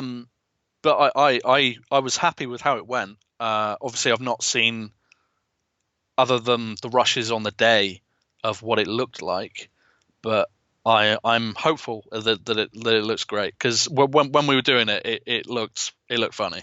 Yeah. So you know, if you're laughing at something like that, it's like, well, you know, it's almost like one of those moments where something horrible happens, but you just laugh at it. It's like, so I'm looking forward to seeing that, as well as a few other things that had me absolutely pissing myself. This movie's going to be funny, man. Yeah. And that's Billy just said. He said, "I wanted the pants to explode, but well budget." And then he said, "The fire was great, but I wasn't allowed to get as kinetic with the shot as I wanted because of safety BS." Yeah, sorry, dude. No. Sorry, man. He was kidding. He was kidding. But yeah, I mean, wow. It's weird if you get on one. If you, like, at least for me, when I focus on one day, like, it all kind of blurs together for me, but then you start to think about the one day when this happened, and you go, and all of these memories start flooding in. It's crazy how that happens. What about the cold snap we had on that one particular day? That all of it, I've never felt anything like that. I'm from a generally cold and wet country, but it went from moderately warm to all of a sudden it was like an ice age. Yeah. It was crazy. And that was only like, well, in Fahrenheit, that's the 40s. But it went from the, yeah, it was. Say it in real degrees. I think I don't know. I'd have to get some conversions going, but. We're used to a steady 8 degrees Celsius here, which I'm sure is not very warm up there. Yeah, it was crazy because it dropped a lot in like an hour. And then the wind picked. Yeah. I mean, it made it worse because it was not only a cold snap, but it was the wind. The wind was biting cold. I think I tried to shelter in the video village at one point because I don't need to be in there. I don't usually go in there, but you guys had the heaters in there, so I went in there. It's either there or I was back inside because of I think on that particular point there wasn't a massive requirement for effects, but obviously I was still there anyway, just in case. So yeah, he said Billy said, funny enough, that was the fall, and it never got that cold again all winter. Pretty much. I mean, it did get lower than that, but I think it's weird if you just go out and, you know, if it's, you know, you're in your house and you're whatever, and you go outside, it's a little cold, no big thing. You get in the car, you know, and by the time you get to the, you know, the store or whatever, your car's warmed up, so it's no big deal. Yeah, but if there's you're out at something 12 about hours. yeah, there's something about the way that felt, that it was like, okay, I need to go shopping for winter clothing because I don't want to be caught like that again. Because I was miserable and I think everybody was. Nobody expected it to get that cold that fast and feel like that. It was I went out pain. and bought. Yeah, I went out and bought a load of winter stuff, and because I think there was only a few days left at that point, or maybe a week. But obviously when we went out to do other stuff, it's so hard to say things without being Yeah. specific. But that later on in the shoot, I think I was wrapped up very warm with gloves, like a big coat and that sort of thing, and I could still feel it. It was still cold. I mean, Texas gets cold at night, man. It gets cold. Like when you're filming it like 2 a.m, it doesn't matter where you are. It's still cold. Yeah. Yeah. I mean, it was. Yeah, that was some interesting. I'm trying to think if there's anything. I'm not gonna say anything because I've been. It's kind of funny. One of the questions that Bucho wrote is, how hard is it to keep secrets? And I'm like, dude, yeah, it's tough because you want to talk about it, especially something like this. There's so much fun stuff. Try knowing the season finale of Game of Thrones. Sorry, not the season finale. The series finale of Game of Thrones for a year. Yeah, I can't. With NDAs that would slice me open and take my insides if I spoke anything. Yeah. I can't even imagine. I mean, there's a lot of people waiting on this movie, but man, like you said, wow. God. But anyway, that was I mean, it's just like I said, I think back and I go, I'm so proud of everybody, and happy to see that someone with your, I mean, let's face it, with your pedigree to come over and do it for free, no less. That was just ridiculous. Hopefully, if we, hey. what were you gonna say? I was just gonna say I'm glad I did. It's like it was a fun project, and I wouldn't even say I have pedigree. I just happened to work on stuff doing a bit of smoke and fire, that sort of thing. So. Oh yeah, it's like that humility is it's nice to hear, and everybody seemed to have that. There's a lot of people that had worked on a lot of things, and a lot of things that I was very aware of, and they're like, yeah, I worked on that. Yeah. Well, I felt like a massive dick the first day I turned up on set. I don't remember if because I'm not sure we spoke for at least the first few days, but I turned up on set, and normally it's if you work on a film or a TV show, you will get a gift, a T-shirt, a baseball cap, that sort of thing, and a hoodie, and you will walk around a movie set, and everybody will be wearing, I don't know, Avengers 2000 whatever, and the Batman, or like Game of Thrones, that sort of thing. Everybody is wearing a shirt of something they've worked on because they're free clothes at the end of the day, and it's more. And I don't know if they think of it as a badge of honor.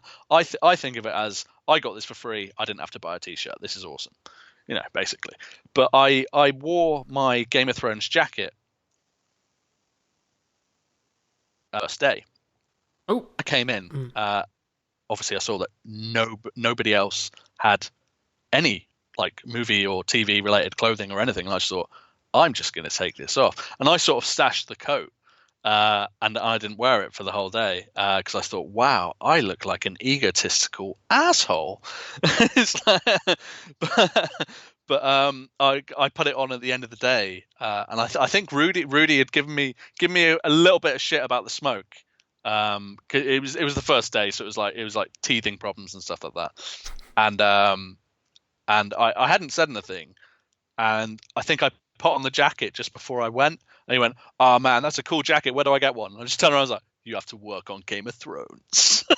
So I just walked out. That's awesome. But luckily, I mean, when I think we went out for dinner with when Yoshi came down for a couple of days. and he was wearing like his Walking Dead jacket. And I was like, it's not just me. See, Yoshi does it too. Yoshi does it. So I didn't feel that bad because obviously Yoshi is massively in the VFX visual effects side of the industry, and and he gets it as well. You know, it's that sort of thing. Well, I wore my my beanie for. I mean, I wore it pretty much every time I went out, and nobody ever asked me anything. I was kind of like, come on, somebody asked me, but no, nobody asked me. But hardly anybody asked me about me wearing my Game of Thrones jacket. Normally, I wear it out, and because it's warm, and not many people will ask me about it. Apart from when season 8 aired, and I was in Sainsbury's, which is like a supermarket in the UK, and one of the people stacking the shelves actually shouted at me, "Her special effects should have got rid of that cup in shot." And it's like, I'm there thinking to myself, A, that's not my job. And I think he said Starbucks cup, and I was like, and B, it wasn't a Starbucks cup. It's from Kraft. It's from the normal coffee place that we have. It was just Starbucks trying to get that sort of. I think they jumped on the bandwagon to try and get the recognition and the media from it, and it wasn't a Starbucks cup. There wasn't a Starbucks anywhere near where we were filming. So. Anyway, I think that's the only time to give me shit. Yeah, and Billy asked a really good question that I should have put on the list. What was your favorite moment on set, on or off camera? See, I can't wait for the outtakes of my boy Game Dave. I'm sorry, but that day in that house, I don't think I've laughed my ass off so much. You know, it's just like I think at one point I might have ruined a take myself, and it's like, you know, I've worked in the industry for God knows how long. You know, I should know how things work, and I'm laughing. And I've worked on comedies, and you know, I've not laughed. You know, I've not needed to, because the comedies I've worked on have been rubbish. But but that was making me piss myself laughing. And a couple of times it was just the banter. I mean, it's not even like everything that goes into the film. Obviously, everything that goes into the film is properly scripted. Little bits of ad lib here and there, but it's them being professional. You know, they're doing what they're there to do. But when the camera is off, it's like the thing with the Sunday. Obviously, I won't go too much into it or say anything about it, but it's just like, don't do that. You need to do it so many times and stuff like that. And it's just like, oh, I don't want any. you know what I'm talking about. Yes. Obviously, I don't want to say too much, because I don't want to spoil the film for anybody who is going to watch this when it comes out. But it was the off-camera banter between the cast was just hilarious. I mean, some of it is just like as I said, they're all friends, just giving each other shit. It's just funny. It was fun to be around. I had so many. I mean, of course, we had. There's a ton, but there was one in particular, the what you're talking about, and I'm just gonna expand on it just a tad. It was that whole section, that whole segment of filming where it was basically just let it roll. They just let the camera roll. And I remember I laughed, and I went, ha! And I'm off in the corner. Like, I'm not even in the room, but I've got the headphones on, and I don't know if anybody around me could have heard either, but I'm like, oh crap. That was really loud. That's when you get hunted down. Like, you remember the raptors from Jurassic Park? Yeah. ADs turn into those raptors and they hunt you down if they hear you talking. But everybody was, that was such a fun day. I think that was Saturday. That was the first Saturday of shooting. So that was the end of the week, and everybody's it's starting to slow down. You know, the week is wrapping up, And I believe that was that Saturday night, and we were just, oh my gosh, that was so funny. Was that when you assholes gave me shit about the jacket potato? I don't know, but Oh, that's Wiki food. I totally forgot about that. Wow, yeah, I was like, oh wow, they got jacket potatoes, and everyone's like, what? And it's like jacket potato, and it's a thing. It's a real thing. In the UK, it's a jacket potato, and you're like, oh, it's a baked potato. It's like, yeah, but it's also a jacket potato. Why is it a jacket? It's like because it's got a jacket around it. I don't know. I've never had to explain it. It's like, why are the clouds the clouds? I don't have to explain it. But it's just obviously the differences between some of our use of words and stuff like that. It was quite funny. Yeah, this one guy in chat said, I'm in Scotland and it's a baked potato. It's a jacket potato. It's a damn jacket potato. Yeah, that was such a fun, but I mean, it was that, that friendly, just back and forth. It's just like sweater and jumper, and I mean, there's all kinds of pants. That's like boxer shorts, or whereas you use it for trousers. Yeah. Yeah. So I was like, oh, my trousers are falling down. They're like, oh, my trousers. It's like, yes. And then saying I'm not using that word right, and it's like English, and it's called English, so Yeah. Well, it's like it's not called American. It's like the who is that? It's oh, it's a comedian. Oh, I'm going blank. Anyway, it doesn't matter. He was talking about herb and herb. He goes, well, why do you pronounce the H? And he goes, because there's an F and H in it. It was just kind of fun. Yeah. Oh no, that annoys me actually. Say herbs. Yeah, it's very, very odd. Very odd. Then Billy had another question for you. He said, in the industry, is it frowned upon the whole crowdsourcing thing? What do you think about it? And is it something that's frowned upon in the industry? Well, that's how the industry gets films made. It's all crowdfunding. Right. What do you think producers do? They go get the money together. They go get the money. It's not like someone's in charge of a whole film and then just decides, oh, I'm going to spend all my money on this film and fingers crossed it'll make money. It's a movie studio and investors. It's exactly the same as crowdfunding. It's basically people coming together, whether it be an executive producer, which will be an actor, because they'll get an executive producer, I think, if they've put money in of their own or something like that. But yeah, that's essentially how a film gets made. It's just lots of people investing in a film. It is crowdfunding, but from a different crowd, I guess. Not as public. Or it's not like 5 people putting up the money. It's, many that were in the backing. It could be 20 businesses, but in this case, it's I know a couple of thousand people individually putting money forward, and it's because they're passionate about getting a movie made from the guys who have made a show that like for so many years people have watched and enjoyed. So yeah, I think crowdfunding it's a viable way to do things. I don't really get why anybody would say otherwise. Really, it's a bit odd. So that's how things work. This is one of those. This is one of those things where, in my opinion, I feel like. I mean, I don't want to, put my, what do you call it, like the prognosticator kind of hat on, but tinfoil hat. Yeah. Well, it's not even like. It's not even that. It's just that I feel like this could be, if this is successful, it could be sort of a template that other big YouTube guys or big Twitch guys or whatever, if they decide, hey, I want to make a movie, I can go to my audience and they'll finance it. I mean, who knows? Yeah, exactly. I mean, well, the Angry Video Game Nerd did the same thing. Yeah.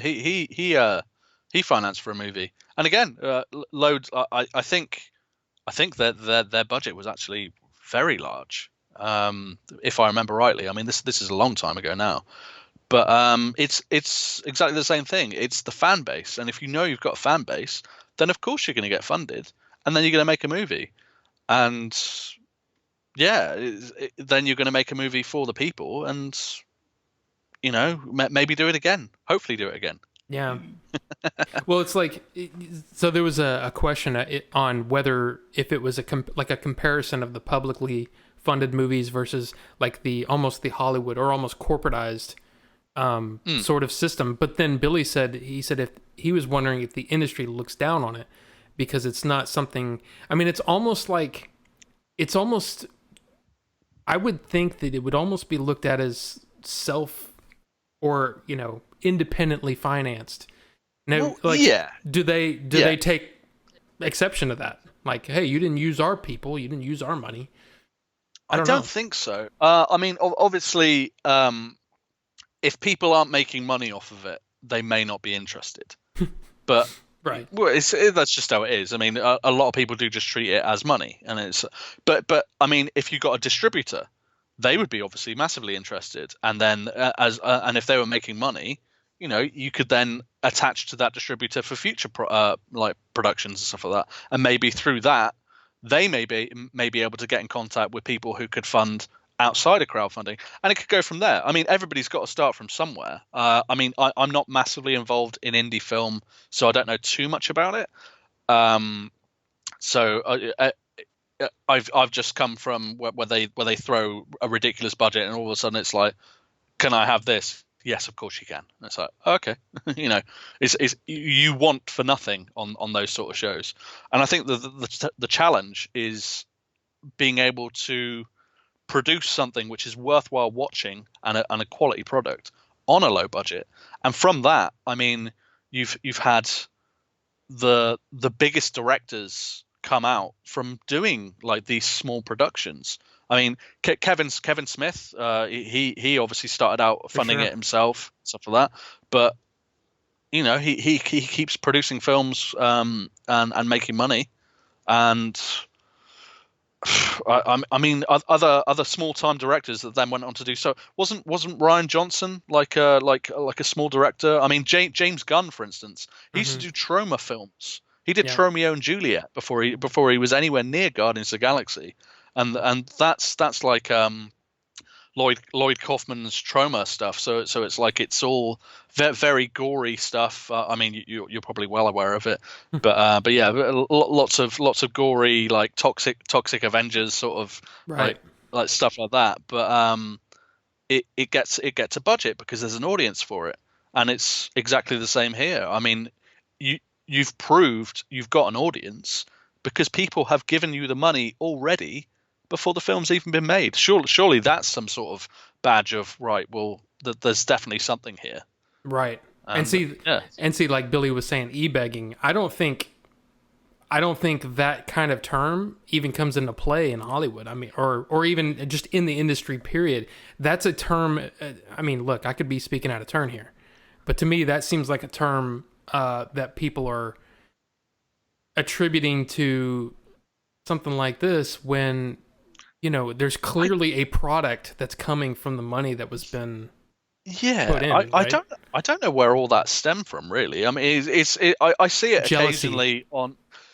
It must be because it is so weird to see that term, and people have coined it and like and gone after people and stuff like that, and like people I watch, like I mean, for instance, Wood on his beat 'em ups channel. Yeah. I think I saw something the other day, and someone mentioned something like he was begging for stuff, and he was literally on I think it was Animal Crossing, and he was just looking to trade for things, which is it's in the game. Elijah Wood did it to somebody else, some randomer, and did they give him shit? No, they were like, oh, Elijah Wood's in my Animal Crossing or whatever it is island. I don't play the game, but they're not giving him shit. So why give Wood shit? It's weird. It's like there's some part of the I guess fan base of video game material. There's some sort of odd bit there where people have just snapped, and all of a sudden it's like, I don't like watching this anymore. They're only after money, and it's like they're not only after money. They're still providing the same content, and to be honest, they did it for free.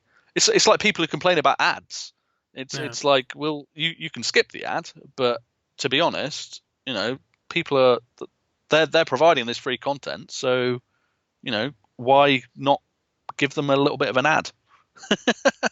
I mean, it's They got to get money. Got to get money somehow. I totally agree with you. It's kind of like, well, and Twitch is, just like YouTube, they have their ad supported type things. The only difference is, well, I guess it's not really a difference. YouTube does give a portion of the ad revenue to the video that they place the ads on. But like once you get to a certain point on Twitch, you start getting portions of that. But again, it's just one of those things where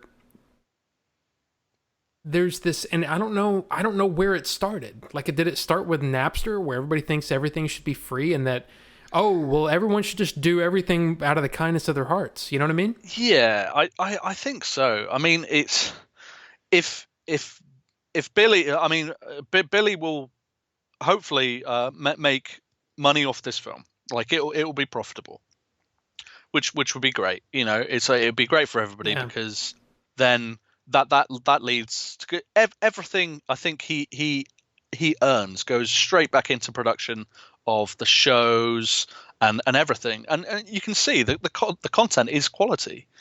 And I tried recording myself for YouTube a little while ago, and I've got awful equipment or something. I just don't have the right stuff. Is like you can tell that if you're passionate about what you do, you're gonna funnel money back into it.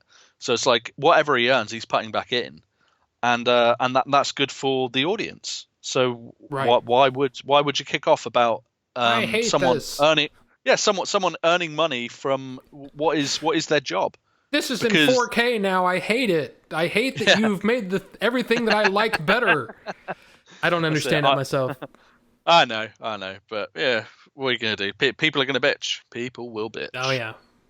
Well, we're actually past the mark where I said, yeah, well, maybe we'll, forget a break. I didn't even think about it, so I apologize. But I kind of wanted to get into, I mean, this Game Chasers thing has been a wealth of information, and I'm sure that, well, I'll just say this. I hope that you feel like coming on again and maybe talking more about whatever, and maybe we can, maybe I can have some people ask some more questions, and we can just kind of have a conversation. It could be fun. We could have multiple people on. Who knows? Yeah, absolutely. I'm more than happy to come on again. But I'd like to ask you, can I show these other two pictures that you sent? Yeah, sure. Why not? Okay. So this is the one that it appears to be a desert sort of. It's in color. I'll just say that. The other one's not in color, which would be black and white. I don't know why I said that. I think the other one actually is in color. It's just that's the level of atmosphere that was in there. You're kidding. No, I'm not kidding. Well, anyway, this first one, this is something that you worked on, I assume, at toward the sometime this year.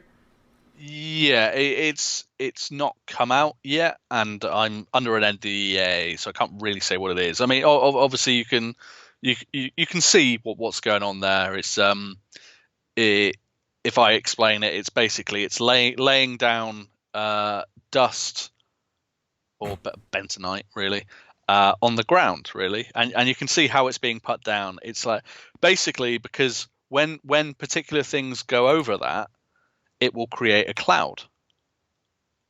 So it's like, because dust doesn't like in anywhere, dust doesn't naturally do that.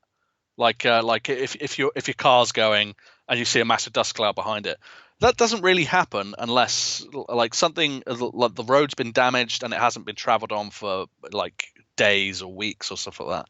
It's like, so we artificially put dust down, so when things it's horses. When horses go over it, it's like you see like a cloud going behind it. And another good trick as well is to put like sort of porous sacks filled with the dust underneath the saddle, so it comes off the horse, so there's even more dust like from the background. Awesome. So yeah, that's just that. That's little effects that no one really thinks about, but yeah, it's an effect technically. Okay, and this other shot, I mean, it's like I said, it's very beautiful. I don't Well, know what's going on, but it is beautiful. if you look closely, the person sat down is me, Right. and someone took the picture because they saw I was just sat down on my phone. Mm. Because that's it. Through the shot, I'd put on. Basically, we had a dry ice machine, smoke machines going as well. So it was very very creepy. Because when you've got dry ice, it's low lying fog basically. So it hangs on the ground because it's got water in it, and that sort of thing. It will basically creep along the ground, and then you've got smoke as well. So it creates a real dingy atmosphere. And when we did that, as soon as I put in the required amount of smoke, because obviously you've got to cut it for sound, Mm-hmm. and then they do the action. I can then go on my phone because I'm not near the action. I'm not going to be disturbing anybody. So yeah, it's just me just on my phone, and then it's like okay, and cut, and back on with the smoke. Okay, there we go. Wait for until the boss says turn it off. It's like turn it off and back on the phone. It's just how things are. If I mean that was actually filmed out in Croatia, so it was absolutely roasting out there as well. So yeah, it was so hot that it just got any sort of downtime. It's like you didn't want to be running around too much. Oh, and dang it, I completely forgot that I have an actual video to show as well. Oh yeah, just of some smoke being Yeah. used. Yeah. Yeah, and it's just I think that is planned. Yeah, it is planned. Yeah, it's probably a pretty short video, but Oh yeah, but yeah, yeah. It just turns off before. Yeah, it's quite a short video. but yeah, I mean, that's what you do. That's part of what you do. Well, that's it. I mean, this is what if anybody asks what I do, I mean, a lot of it is smoke, and because special effects these days is atmospheric effects. Right. So I mean, by putting smoke out and stuff like that, you're creating a level of depth for the camera as such. Because if you go up to the hills and stuff like that, or anything, 9 times out of 10 you won't see like smoke and stuff like going through and past in the background, because it doesn't happen all the time. I mean, sometimes you do get natural mist and fog, and that's kind of what you're trying to create. So it's like you're basically creating the elements as such. Right. Like we do wind, we do rain and water effects and that sort of stuff. And So I cool. mean, I've done stuff before where it's rained on a day and they've still carried on filming, and then they have to come back and shoot something later on, and it's like we have to match that. It's like so we've effectively got to recreate real rain, and it's like I mean, if you're doing it from scratch straight away, film rain just looks like rain, but if you try and recreate real rain being shot, you can kind of tell the difference. And it's you've got to be very good at what you do to sort of change it, because you can usually tell. It's like I can't remember what it was. I watched something recently where, because I'm the asshole that will point this out. It's like where I'm just watching and I can see the rain, and then if you look in the background, it's completely dry, and it's like, wow, where's the rest of the rain, guys? So what's going on? Even if they put visual effects in there just to make it look wet, and it's like, didn't even do that, because normally we to cover that normally. If we can't get the depth of the rain standard, I think we did it on The Conjuring 2. We had rain stands in like all the way down the street, and then James Wan was like, I can see everything, and it's like, right, okay, lose the rain stands. It's like, okay, so how are we going to do this? My boss, bless him, he just said, right, so they've got the jib there with the camera on it, and we've got a fan there, like a big fan, and it's like, going to need you with the fire hose. Just stand like there and aim the fire hose up. And it's like, right. And it's like, I think it was at about 6 bar or stuff like that, which I don't know if you've ever held a fire hose at 6 bar. That's a lot of pressure. And I think they might have gone up to 8 bar at one point. It nearly ripped my arm off, basically. But I'm holding this fire hose. Firemen have a lot of strength, believe me. But yeah, I was holding it underneath the camera. It would go up. The wind machine would catch it, and it would blow the rain in. So it looked like a proper storm. Right. So if you watch The Conjuring 2, all the bits on the street in England, because I think you've got the English streets, and there is one point where a storm's going. It looks quite crazy, and that's just me with a fire hose, and all that water that doesn't come out, that all lands on top of me, because what doesn't go in, the rest of it just comes straight down, and I got absolutely soaked. I mean, the boss said thank you, which was nice, but nobody else did. It was just like, you're wet. It's like, yes, I am. Thank you for noticing. Yeah. Well, man, I mean, gosh, I think we're at the end here. That's it. I could waffle on for hours, mate. Yeah, you do. You've got to stop. Yeah, and it's one of those things where, I mean, especially for me, it's like, I don't know. I feel like at a certain point, it's almost like you want to stop and you want to think about all that stuff. So for me, it's like I've been trying to shoot for that, somewhere around 2-hour mark. Yeah, no worries. But no, dude, seriously. I mean, I can't thank you enough for coming on and for letting us know about what you do and how you do it and some of your experiences. Again, I know you're probably like, it's just my job. But man, I mean, this is the kind of stuff I love. I love this stuff so much. The behind the scenes stuff, the inner workings of the way that movies are put together is something that's always interested me. So to be able to talk to somebody who's got so much experience, it's a treat. And but anyway, thanks again. And like I said, I hope you want to come on again. And actually, is there anything you want to plug? Anything you got in the works? Wow, on that seamless segue.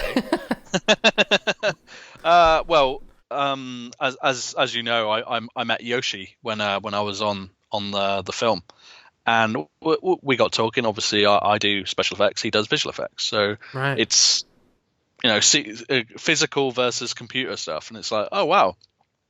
And it was interesting to ask each other about things, about how you do it. It's like, oh right, really? And it's like, and how do you do this? Oh, so at some point we may be doing something in regards to that, maybe. Yeah, we shall see. We shall see. Yes. Is there a subscription or a subscribe button already? Is it already there? Can I hit? I'm kidding. But no, I'm pumped. I mean, in fact, Yoshi is somebody who I would love to have on this show at some point. I mean, if he'd be willing to come on, I'd love to have him on. But yeah, that sounds like a fantastic show and one that I would. I mean, you're speaking my language here. This is the kind of stuff I love. I eat it up. So I'm excited. But anyway, as at that, I mean, you've got your Twitter handle there. If anybody wants to hit up Leon, I'm sure he'll answer any questions about anything on planet Earth. And no, but no, I mean, it's like I said, I'm just so, I'm giddy. I'm still giddy, that I can have you on here and we can talk movies. It's awesome. So anyway, guys, I hope you enjoyed, and, yeah, I guess we'll see you next time. Bye. Yeah. Bye.